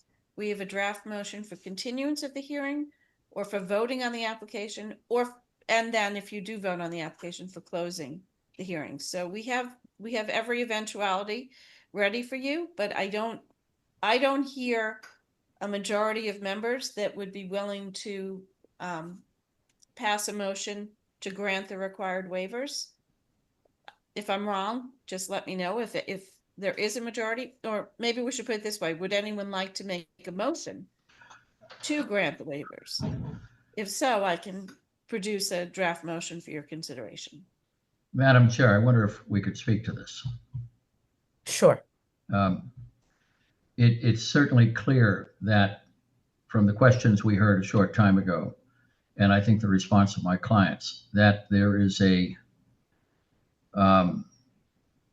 continued interest in reducing the potential impact of this business on the neighborhood and on the site in terms of, because we've heard expressed concerns by, I think, every member about the traffic and safety issues. And I think those are the big ones. I think that I understand, we talked about dumpster and things like that, but the big thing seems to be the number of students that we propose to have, the number of cars will be coming onto the site, the potential for an internal traffic jam, I suppose, as well as whether there are safety concerns. That leads us to, I think, consider that a further reduction, but I mean, I wouldn't mind hearing from members whether a further reduction of what we're proposing from what we're now proposing would make people more inclined to consider an affirmative vote on approving waivers, and whether a continuance, and I don't know what your next meeting is, I haven't looked at the calendar on it, but whether and when is the next meeting? Maybe Nora, is it 2 weeks? No, there's a meeting on June 23rd in 3 weeks, and the next meeting after that is July 14th. And I believe the meeting on June 23rd is filling up. And I think that's actually where I was going with this discussion, where I was going to pull the board. It was kind of a multifaceted, but that was one of the questions. Because to your point, if there's, I mean, I'll just say, the number that pops into my head for number of students is like 10, and I don't know that that's viable. And even then, I'm not sure that this is a workable site for this use. And I've heard all the conversations about it's worked for other businesses. I understand all of that. I still, I have serious concerns about the viability of this particular site. I actually did live in Brighton. One, their bylaws are very different than ours. And two, a lot of people there do not drive. They are taking public transportation, the bus, or they're walking, because that's what I did when I lived in Brighton. So I understand, again, I appreciate that context, but I do not think it's a one-to-one comparison. I think this site is uniquely difficult. So I don't want to be misleading and say, yeah, if you come back with a smaller number, that this is going to be great. I'm still not sure that that's going to be workable, depending on what the plans and whatnot look like. So I agree with you. I think this board needs to kind of decide whether or not exploring that avenue, if there's a majority of people that might be compelling, because it is time and money for your clients. So, so I've kind of shared my opinion there. I see Tim's hand up. Yeah, thanks, Helen. You beat me to it. I don't want to spin your wheels. I appreciate, what's been put forward here, but I think it would need to be a substantial, drastic decline. I just feel like we're trying to fit a square peg in a round hole here on a site that's just not meant, it's just there's so many logistical challenges, and then you throw in the fact that it involves kids walking in and out of a school. It's like safety's paramount. I think it would be a substantial reduction. I don't want to, who am I to know what the right number is? I'd probably want to hear from a professional, public safety officers, whatever. I don't want to spin your wheels. I just still see this as a huge uphill climb, for me to, have any sort of, advocacy towards this, just being honest. Thank you, Tim. Can I ask a question here about this? Sure. Is the board giving no credit to the fact that we have off-site parking for our staff? I can speak for myself in that the staff parking was never my concern Yeah. because they're adults. It's the drop off of it's the bringing the students to and from. So I appreciate that they've signed a lease for the staff parking, but that was never the issue for me. I can't speak for my colleagues, but I echo that. I don't think you've gotten any questions or very few regarding staff parking. The issue is clearly the children, the volume, and not just the number of of classrooms, but 49 kids in this site is very, very impossible. I don't see how we get there. thank you. Yeah, and let me just just confirm again. It's really the one way in, one way out, structure of this site. That is really for me, that combined with the number of kids, it drives this whole thing. If there was an entrance out the back way, if there was a two-lane entrance, these waivers become a lot more easier to work with in terms of these numbers. But because of that, and I've driven this 3 times over the past week because I just kept wanting to go back and see how much space was there and see how you come in and out. And it would, like Tim said, in my view, it would have to be a significant cut to this business for order to alleviate my concerns. Thank you, Mike. Amanda, I did see your hand up. Yeah, I just want to remind everyone of their meeting procedures you voted on. We should always wait for the chair to call on you to speak. That goes for board members and applicants. Thank you. So where were we at? I guess we kind of unofficially pulled the board, but yes, Nora. You're muted. Sorry. Sorry about that. Just to get back to the number of students, I believe that the current proposal is for 7 staff members, and the license allows those 7 staff members to have up to 49 students. So is it correct that the allowance is up to 7 students per staff member? I'll leave that to I Mike. imagine it varies by age. Yes, it depends on the age. For the toddler class is 2 teacher for 9 kids, and then for preschool is 2 teacher for 20 kids. Okay, so there's no option where you'd have fewer than 2 teachers, right? Yes. So if you had 2 classrooms with 4 teachers, one for toddlers and one for the older students, you could have up to 29 students. If I Yes. understood that correctly. That would be 4 teachers, 29 students, 2 classrooms. Having 4 teachers in 2 classrooms exceeds the number of parking spaces available. 2 classrooms plus 4 staff members would require 8 parking spaces, and you only have 6. So we get back to the same part where you need to have a waiver approved by a majority of the board members to even have that, even have 1 toddler classroom and 1 classroom for the older students, accommodating 29 students. So I think the only way that this works is if you have one or the other. Either you have the toddler classroom or you have the older students classroom.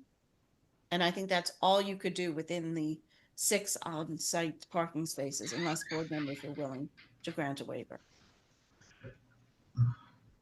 Thank you, Nora. That is very helpful. Mr. Hearn, yes, your hand is up. Yeah, thank you. Well, I realize the board's comments, but I would like, if you could, to continue this only so we can discuss this with our clients. We may come back to you and say something different, but based on the feedback we're getting, whether there is some combination of classrooms and potential people coming and going from the site that might appeal more to the board. And it may be a heavy lift, but based on the comments we've heard and some of the comments I'm getting from our team, I think a continuance might be helpful to us to give it one last shot.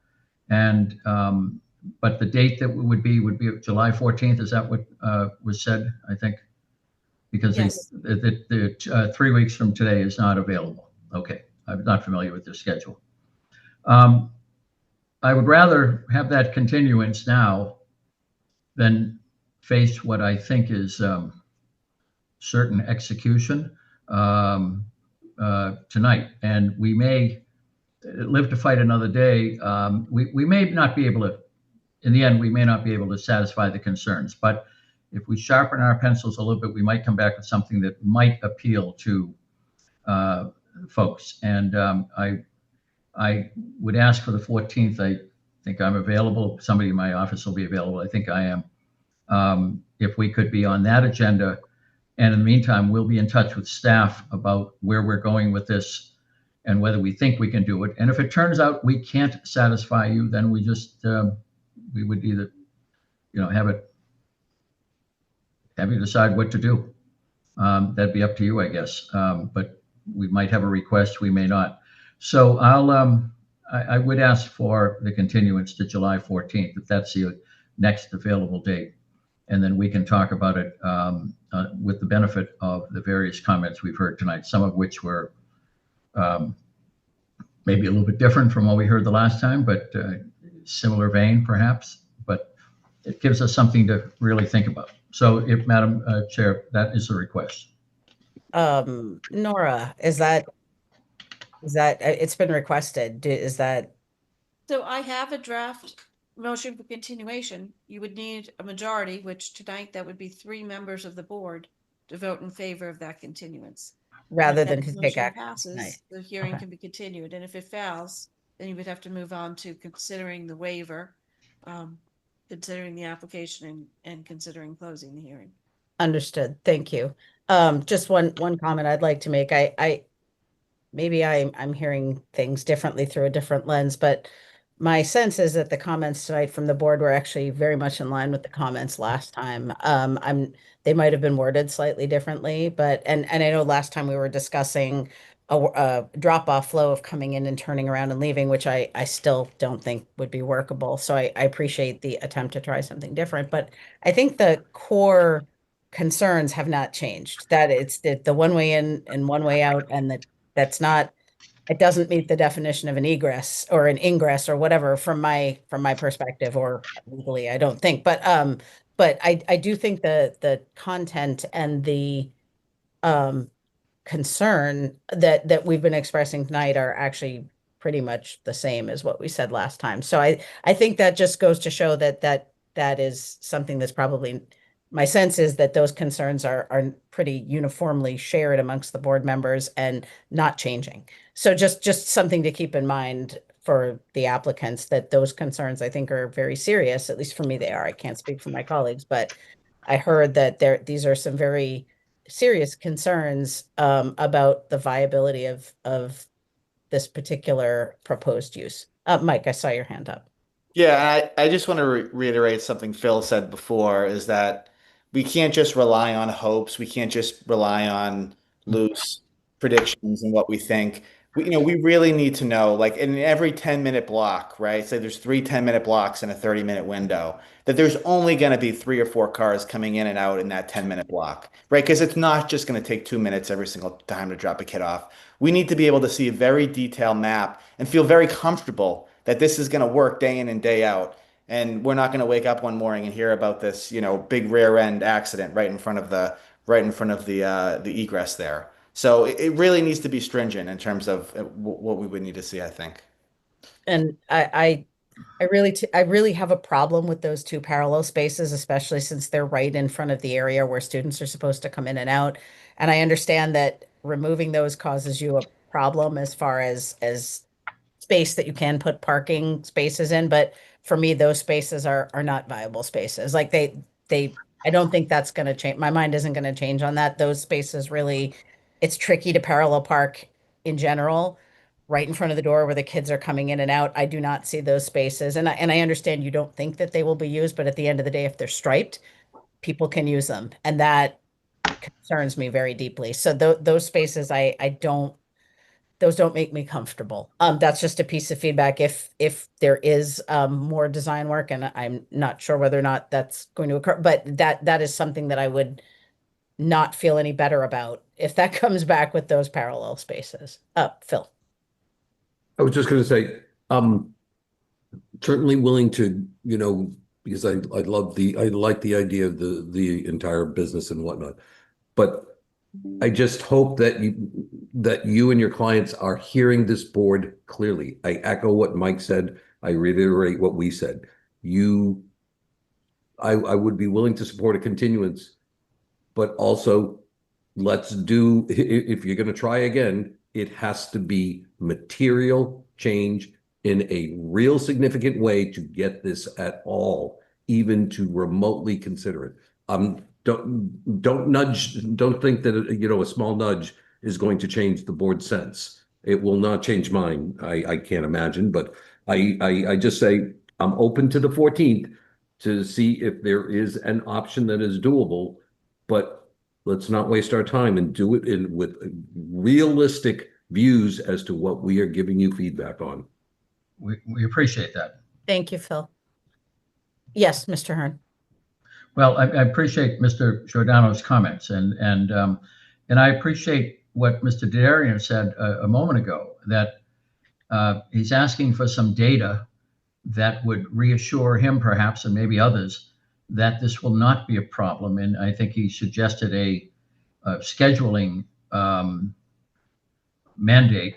I don't consider it his mandate, but that we would have to mandate some sort of scheduling of arrivals so that we reduce the chance that something's going to go wrong.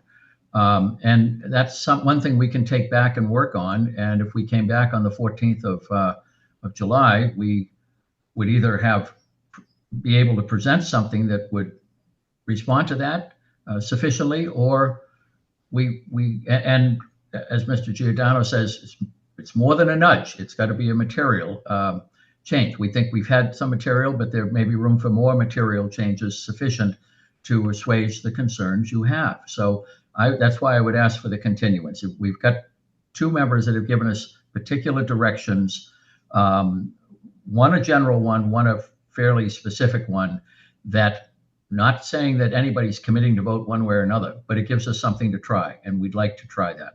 So if the board would agree to the continuance, we would very much appreciate it. Thank you. All right. I think did anyone else have any comments? I think we understand the process if someone were to make a motion at this point and what it would take to get that motion to carry for a continuance. But before we move on, did anyone else have any questions or comments?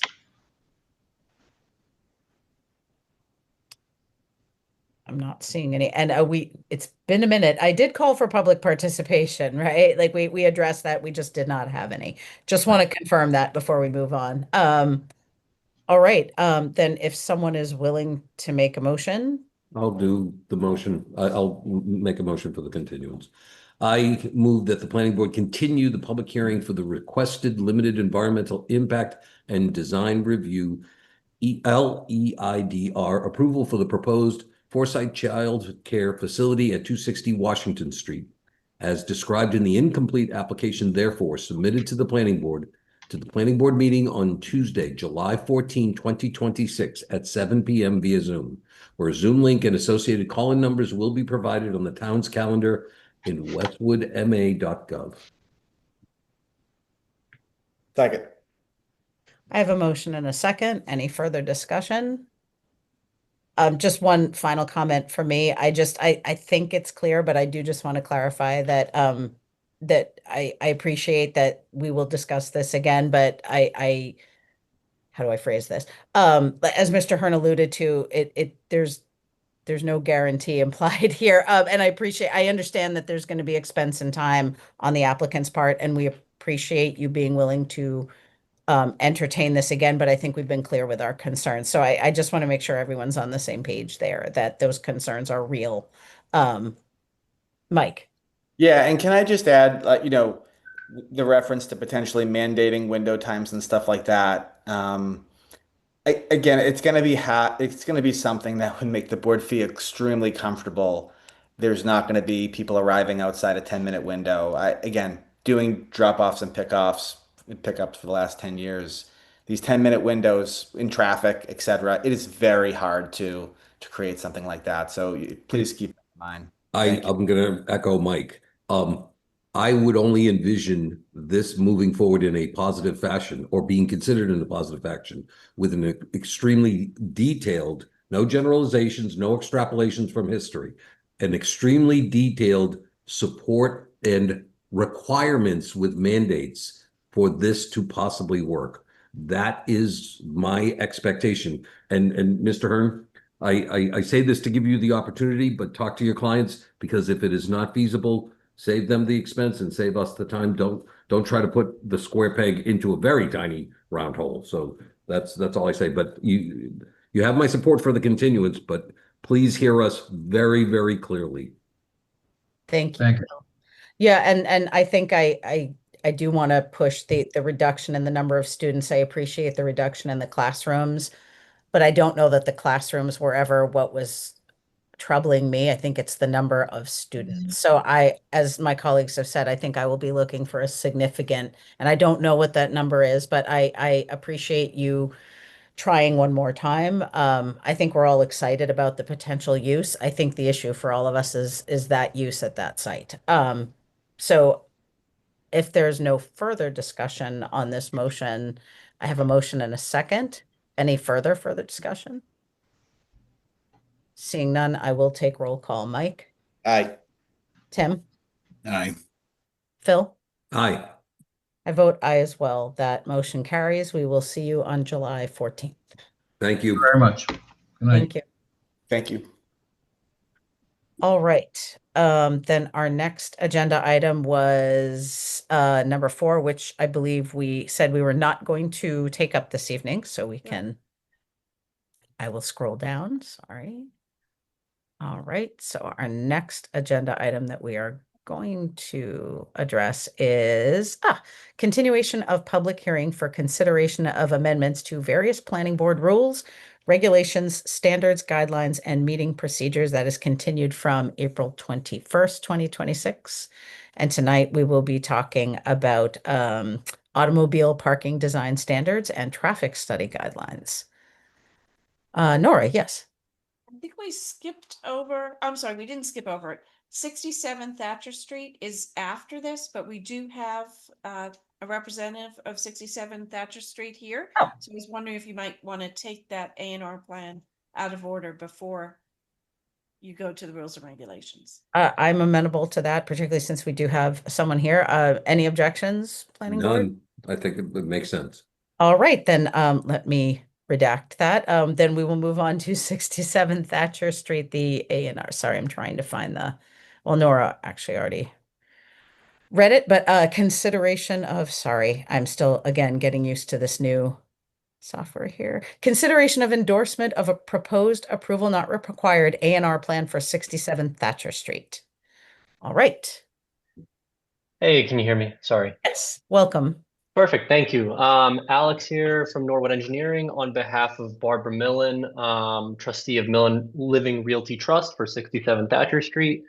I'm pretty much here to just say we're showing 2 proposed lots, proposed lot 1, proposed lot 2. One will have an existing building, well, 2 existing buildings, and the second lot will be is just being restructured to be a buildable lot. The only current thing on it will be a tennis court, and that's kind of basically it. I think we met all needed zoning requirements, and I'd like to open it up to any questions. And I had muted myself. I'm sorry. Thank you very much. Staff, did you have any comments on this particular application? We have reviewed the plan and found it to be fully compliant. Thank you. I always love that. Amanda, you had your hand up? You're I muted. was trying to click a different button and kept clicking the wrong one. It's okay. I just didn't want to pass you over if there was something you'd like to share. Thank you, Nora. Any board member questions or comments on this A&R plan?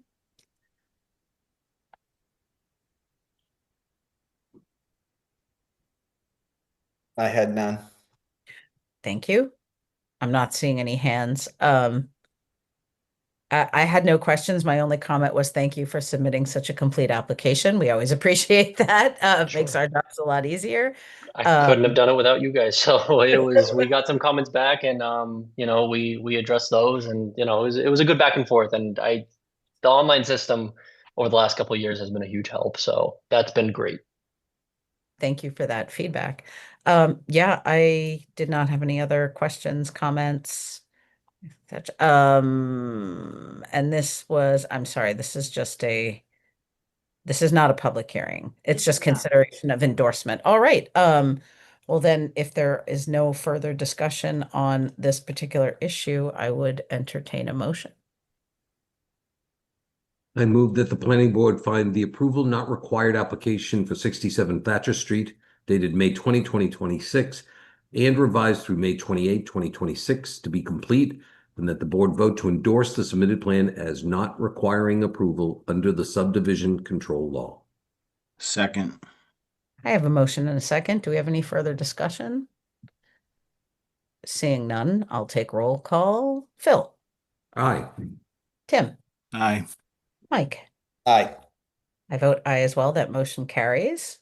Mylar will show up at the police station at some point. Yeah, we can drop it off next week. Oh, thank you. All right. Good. Well, that was very straightforward. Thank you. Nice and quick, and now you're done. Perfect. Thank you. Nora, yes. One more request before we go back to this standard agenda. I was just going to ask, should we take Yes. Perry Karen, Street? So Karen Skiller-Controlli would like you to take 11 Perry Drive. absolutely. More than happy to do that. All right. So our next agenda item then will be, sorry. You know, when you click on the link on the side in Diligent, it doesn't automatically go to the right agenda item. So I apologize. That's why I'm like, where am I going here? Click on the heading and it'll jump you back to the agenda. Thank you. Oh no, I thought it was like dynamic enough that if I click on number 7 or whatever in the left-hand column, that it would take me to that part in the agenda, and it does not. So I don't know if it's supposed to, but it does not. So I'm scrolling around, so I apologize. So our next item now will be consideration of alternative plant species in condition of previously granted scenic road approval for 11 Perry Drive and request for extension to allow planting in September 2026. Hi, Karen. Hi. Nora, are you kind of leading this discussion? Okay, So thank you. I think Karen is. Okay, thank you. I wasn't sure who was. So Karen, the floor is Oh, I yours. am? Oh, I'm not prepared Okay. for that because I didn't know I was That's- going to be. I that's thought the fine. applicant, That's I fine. thought the will applicant was going to be present. Okay, I can explain. So the applicant came to the board last October and received a scenic road approval, and that approval had certain conditions. One of the conditions was that they plant 5 maple trees, 5 eastern red cedar trees, and 9 inkberry bushes. All of the plants would be in the public right of way, except for the 5 eastern red cedars. And all of these plants would need to be planted by June 15th. So the applicant submitted the appropriate landscape plan and is prepared to plant the trees and the shrubs by June 15th. However, due to medical concerns, the applicant does not think she will be able to water the plants sufficiently over the course of the summer. She's not able to be here tonight because of a medical issue, and she thinks she'll have trouble over the summer providing sufficient frequent waterings to keep the plants alive. So the first request is that the board consider allowing an additional period of time, instead of requiring all of the plants to be put in before June 15th, to allow an extension to put them in the fall planting season, which runs from September 15th to November 15th. So that's one request for the board to consider.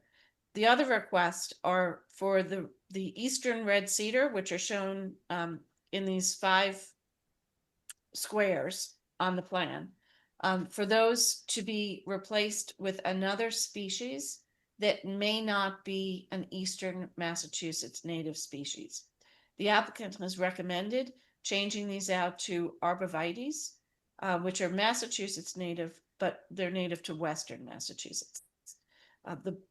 The board's October 25 scenic road approval allowed some leeway with regard to the maple trees or other deciduous trees that are appropriate, the inkberry or other types of shrubs that are appropriate, but it did not leave any wiggle room on the 5 coniferous plantings,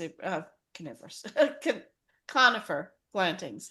It required those to be Eastern red cedar. So it's before you tonight with a request that you consider some alternate species. And the reason that the applicant has requested this, she had certain concerns with that type of plant, or concerns related to potential allergies and also the invasive nature, which she had heard that this species had. Sorry. Karen has also spoken to the landscaper and may have more to add. Thank you. So I did speak to the lands. I did. He's not the landscaper. It's he's just a friend.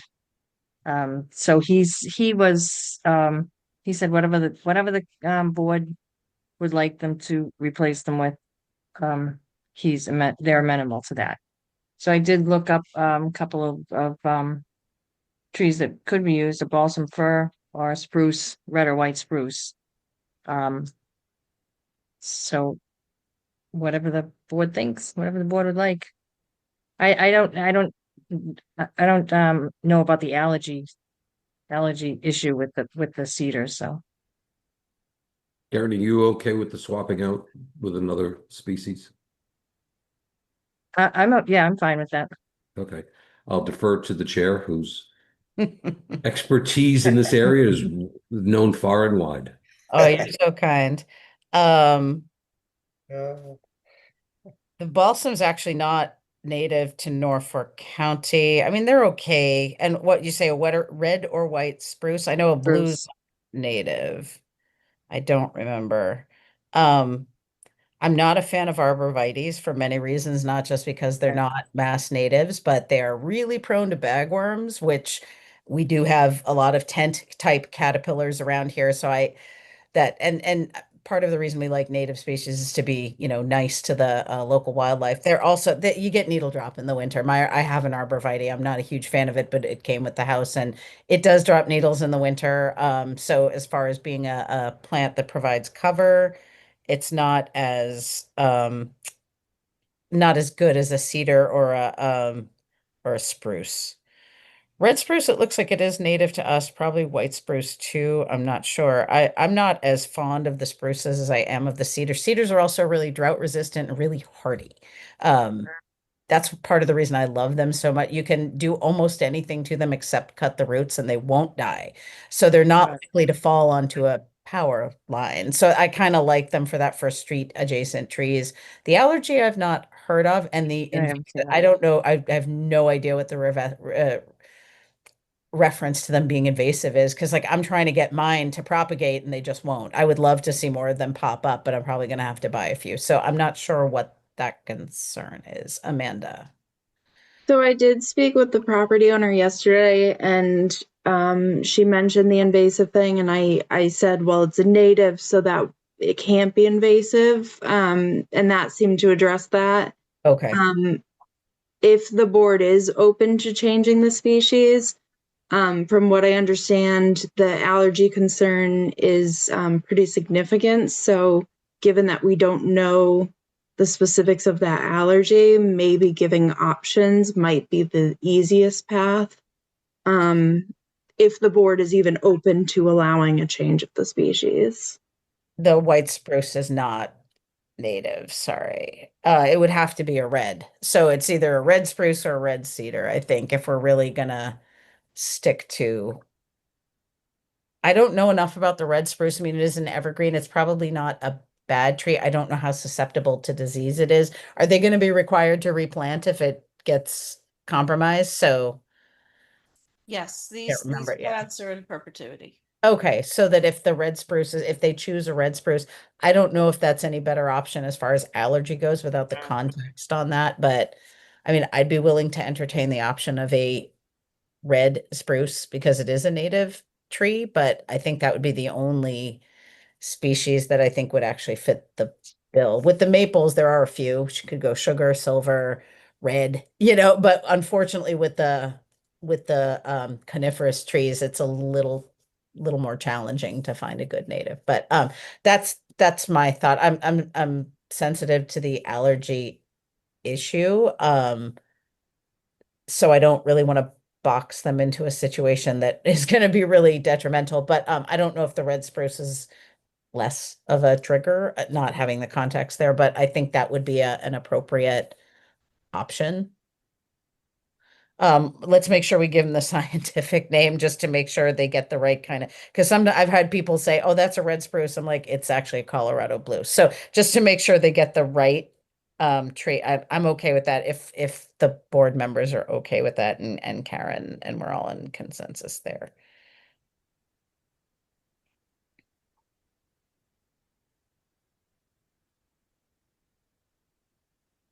I'm just taking a quick look to see how they do as far as like drought resistance or anything, if there's, I mean, because they would have to replace it, it would be nice to have a tree that's kind of hardy. I'm not seeing much here, but they're a nice looking tree. So if that's more amenable to them, I think it's fair to give them the option if nobody else objects.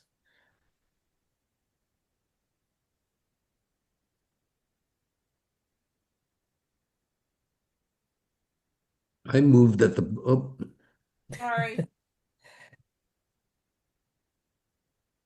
Done. now you're good? Okay. I move that the planning board grant an extension of time for the planting of the trees and shrubs required by the scenic road approval dated October 21, 2025 to allow planting during the fall planting season from September 15, 2026 to November 15, 2026, and permit the applicant to replace the 5 required eastern red cedar trees with 5 red spruce trees. Second. I have a motion and a second, but Nora, do you need the, I really would like to just throw the name in there. I can put it in the chat. Do we need that before the motion is completed, or can that be sent to them after the I can fact? send that. I can make sure that's in the decision. It doesn't. have Okay. to be in the motion. Okay. Sorry. All right. I have a motion and a second. Any further discussion? Seeing none, I'll take roll call. Sorry, procedurally. You need Karen. Yeah, Karen, I need to, is Karen part of this vote or is she not? I'm sorry. She Was it- should be part of the vote. Okay, Yes. it's a tree warden vote. I just wanted to make sure I didn't. Yeah, I was thinking the same thing, Ellen. Right, I had to pause on that one because it was an amendment to a previous decision. All right, thank you. I'll take roll call. Mike, Aye. Phil, Aye. Karen, Aye. Tim. Aye. I vote aye as well. That motion carries. All right, thank you. Now you can go Thank back. you, Karen. Yes, thank you, You're Karen. welcome. Have a good night. You There too. go. All right, so let me scroll back. So now we will take up the continuation of the public hearing for consideration of amendments to various planning board rules and regulations, standard guidelines, and meeting procedures continued from April 21st, 2026.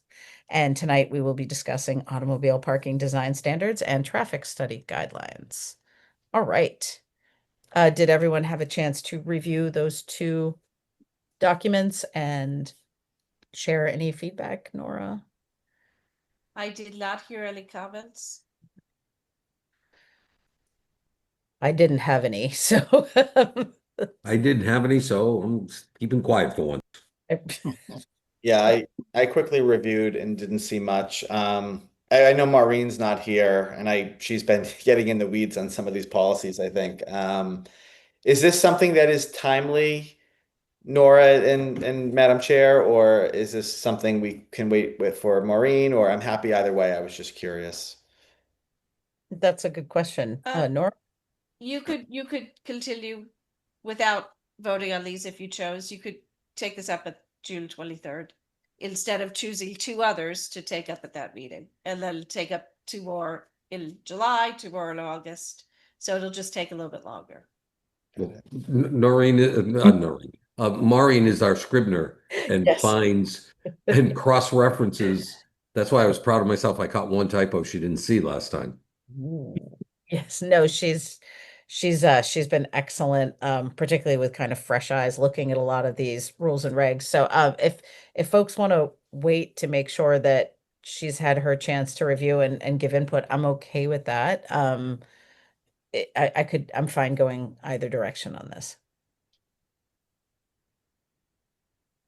I only suggested this one because I was curious about the size of the parking spaces requirements and if some towns were expanding size requirements. And in my research, it actually seemed like more towns are actually just reducing or eliminating requirements completely. Yeah. So I thought that was interesting. Or if anything, they're expanding not the width. I would have expected the width to be expanded, but it's a more some suburban towns are expanding the length. So that was the Because- only thing that I could think Because of of. the size of the vehicles? Yeah. With those Or seven-seaters. the spots, yeah, due to the length of the cars, because a lot of these were from older guidelines, right? So Westwood went the opposite direction. We used to have parking requirements of 10-foot by 20-foot spaces. And we considered reducing them to 8.5 feet by 18 feet. Wow. And then Oh, ended wow. up settling on 9 feet by 18. Okay. 18. Okay. Mine's good. After when they restriped the Toast Office Plaza incorrectly, Yes. 8.5 was not big. I had like 6 inches on either side, and I thought I just parked poorly. So yeah, I know cars got smaller for a while, but I think they're getting larger again. So I think our space, but that's interesting that some of our neighbors are actually going in the opposite direction. That's Mhm. um. We're But yeah, gonna we can wait for Maureen before we vote on whether or not Yeah, we have any changes to make, if that's amenable to everybody. I'm good with that. All right.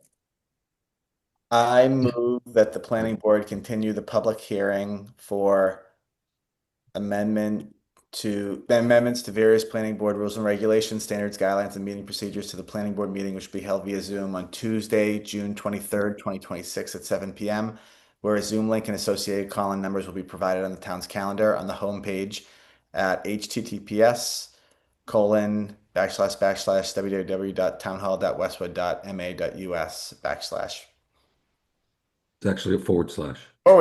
/ sorry.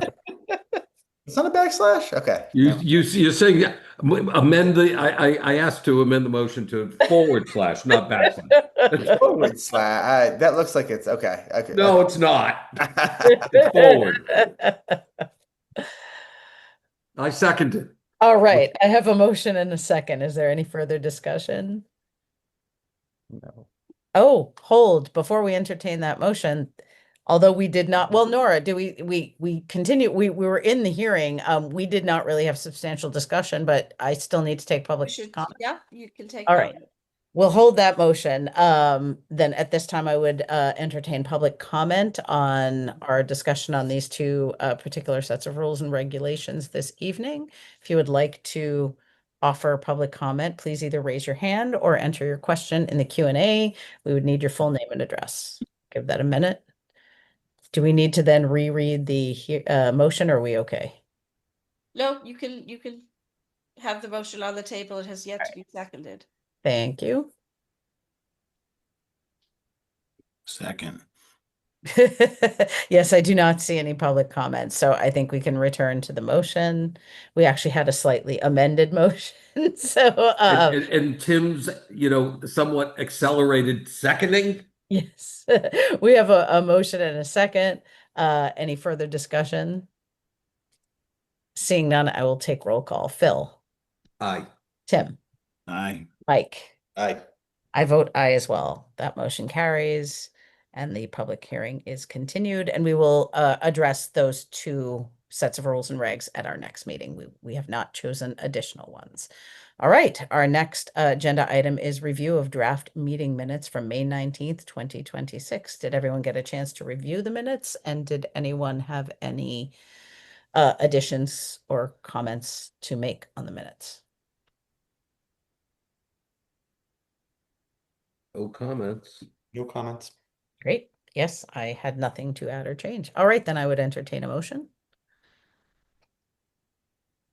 I move the planning board approve the minutes for the meeting of May 19, 2026 as drafted.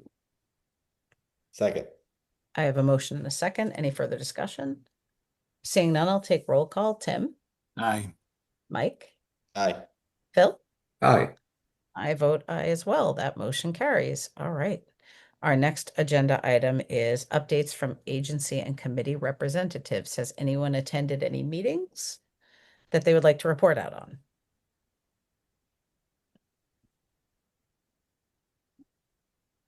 Mike, yes. Yes, I attended a pedestrian and bike committee meeting. I believe it was last week or the week before. During the meeting, we discussed the 25 mile per hour, townwide speed limit, which would apply on all roads that are not posted. So basically, heavy residential streets and areas. It was a very interesting discussion. The Pet and Bike Committee is going to be sending a letter to the select board to urge them to take up the issue. And yeah, I learned a lot about that. I thought it was very interesting that the speed limit on School Street is 30 miles per hour. That frightened me a bit. So we might you might see that going on in the town in the next few weeks to couple months. Excellent. Thank you. We as a board, I think it was before you were on the board, I think Phil was on the board, we had kind of had a parallel discussion to that and had sent our own letter recommendation. It might be something Yes. for us to think about if we want to even just have a brief discussion on it again with the current board and see if we want to send a similar letter in, to kind of support the Ped Bike. I can never remember what their new name is, but the committee's recommendation as well. Just something to think about for a future meeting. So Yeah, we had done that before, but that might be revisited. yeah. I think maybe next meeting would be a good time. I think, I think they're interested in making this, having a debate soon. So Okay. Excellent. Yeah, there's been some changes, so it didn't really go anywhere last time, but maybe, now with some of the changes, it could, which I know there's still resident interest, so I'm actually really happy to hear that conversation's happening again. Thanks for that. Mhm. Anyone else been to any other meetings? Okay. Then our next agenda item is general miscellaneous updates and administrative items. Staff. Just one, a request to stop by the police station and sign the 2 sets of rules and actually 4 sets of rules and regulations that have been approved. So some of you have signed 2, some have not signed any yet. I don't think anybody's signed all 4. Okay. Or could be. No, maybe Ellen signed all 4. I'll double check because sometimes I think I have and I haven't. So I will double check. And is there another A&R up there now? Yeah. There's Okay. one there now, and we will add the other as soon as Alex brings us in the bylaw. Okay. All right. I panicked. I was the first. I opened it up and no one had signed. I thought I didn't know where to sign. So you get to be on the top line. That's Yeah, good. there we go. I'll get over there tomorrow, Nora. Thank you. I appreciate it. Thank you. Any other administrative or miscellaneous updates? I just want to acknowledge Amanda, who I have gotten to know a little bit through the housing partnership, and say that I've had tremendous respect for her work, and say that good luck. Thanks. They might not know what you're talking about. I just Oh. realized Oh, because I emailed the housing Oh, no. partnership. oh, I was assuming it was, well, then I'm kind of jumping the gun, Amanda. I'm sorry about that. I No. got my own email from the housing partnership, and so I was jumping in and just thought it was appropriate to give a bit of an acknowledgement. Amanda, you should talk and not me, because that's not my name. Well, thank you. Yeah, no, I've accepted a position with the city of Newton, so I will be leaving. My last day is on the 9th. Wow. Oh, well, really good for you and for Newton. Sad for us. Then I will echo what Phil said. Amanda, you've been a tireless advocate for some of our most vulnerable and marginalized people, and that really matters to me on a deeply personal level. So I really appreciate the work you've done. I'm a little thrown. I was not expecting that. Well, but, that's why I was not at seeing the all. blank looks, and I'm like, Like, what? am I really out of school? Is everybody like not like Amanda? What did I say? No, yeah, no, And I'm Amanda. like, come on, join in here for crying out loud. There will be a very large Amanda-shaped gap in Westwood. No, seriously, you have made countless contributions to our community. There are many of us that are better for the contributions you've made. Our community is better, and I will miss the fact that you never cease to bring a perspective to the conversations that I would not have thought of on my own. And there's such important things to consider. So thank you. You've changed the way, you've made me a better board member. You've changed the way I think about things and given me context that I did not have. And thank you for that. I strongly echo having had Amanda leading the charge in the housing partnership and, being a key figure in the planning board. It's just been a delight to have worked with you. So I just want to reiterate what I had emailed you earlier. Yeah. Best of luck, Amanda. Thank you. Ditto, everybody. Thank you. Newton's very lucky to get you. Thank you. I appreciate that. I get uncomfortable with the attention, but I appreciate it and have enjoyed working with all of you. Thank you. I don't even want to ask if there's any other administrative updates. Like, No whoa. other updates. Okay, thank you. Now I'm nervous. All right. Sorry. Let me go back to my window here. Oh, well, then our next agenda item is upcoming board meetings. We have meetings on June 23rd, 2026, July 14th, 2026, and July 28th, 2026. And with that, if there are no other comments, questions, anything from anybody, I would entertain a motion to adjourn. I move to adjourn. Second. I have a motion and a second. Any further discussion on adjournment? And good for us. We haven't even ratified our rules and regs yet, and we're well before 10 o'clock. There you go. Great job keeping to the schedule. So thank There you. you go. Go us. And thank you to staff for giving us an agenda that was really workable. Okay, we have a motion and a second. Any further discussion on adjournment? Seeing none, I will take roll call. Mike. Aye. Tim. Aye. Phil. Aye. I vote aye as well. That motion carries and we are adjourned. Thank you, everybody. Thank Good luck, Amanda. Thank you all. Take Good care. luck, Amanda. Thanks. Bye-bye. Right.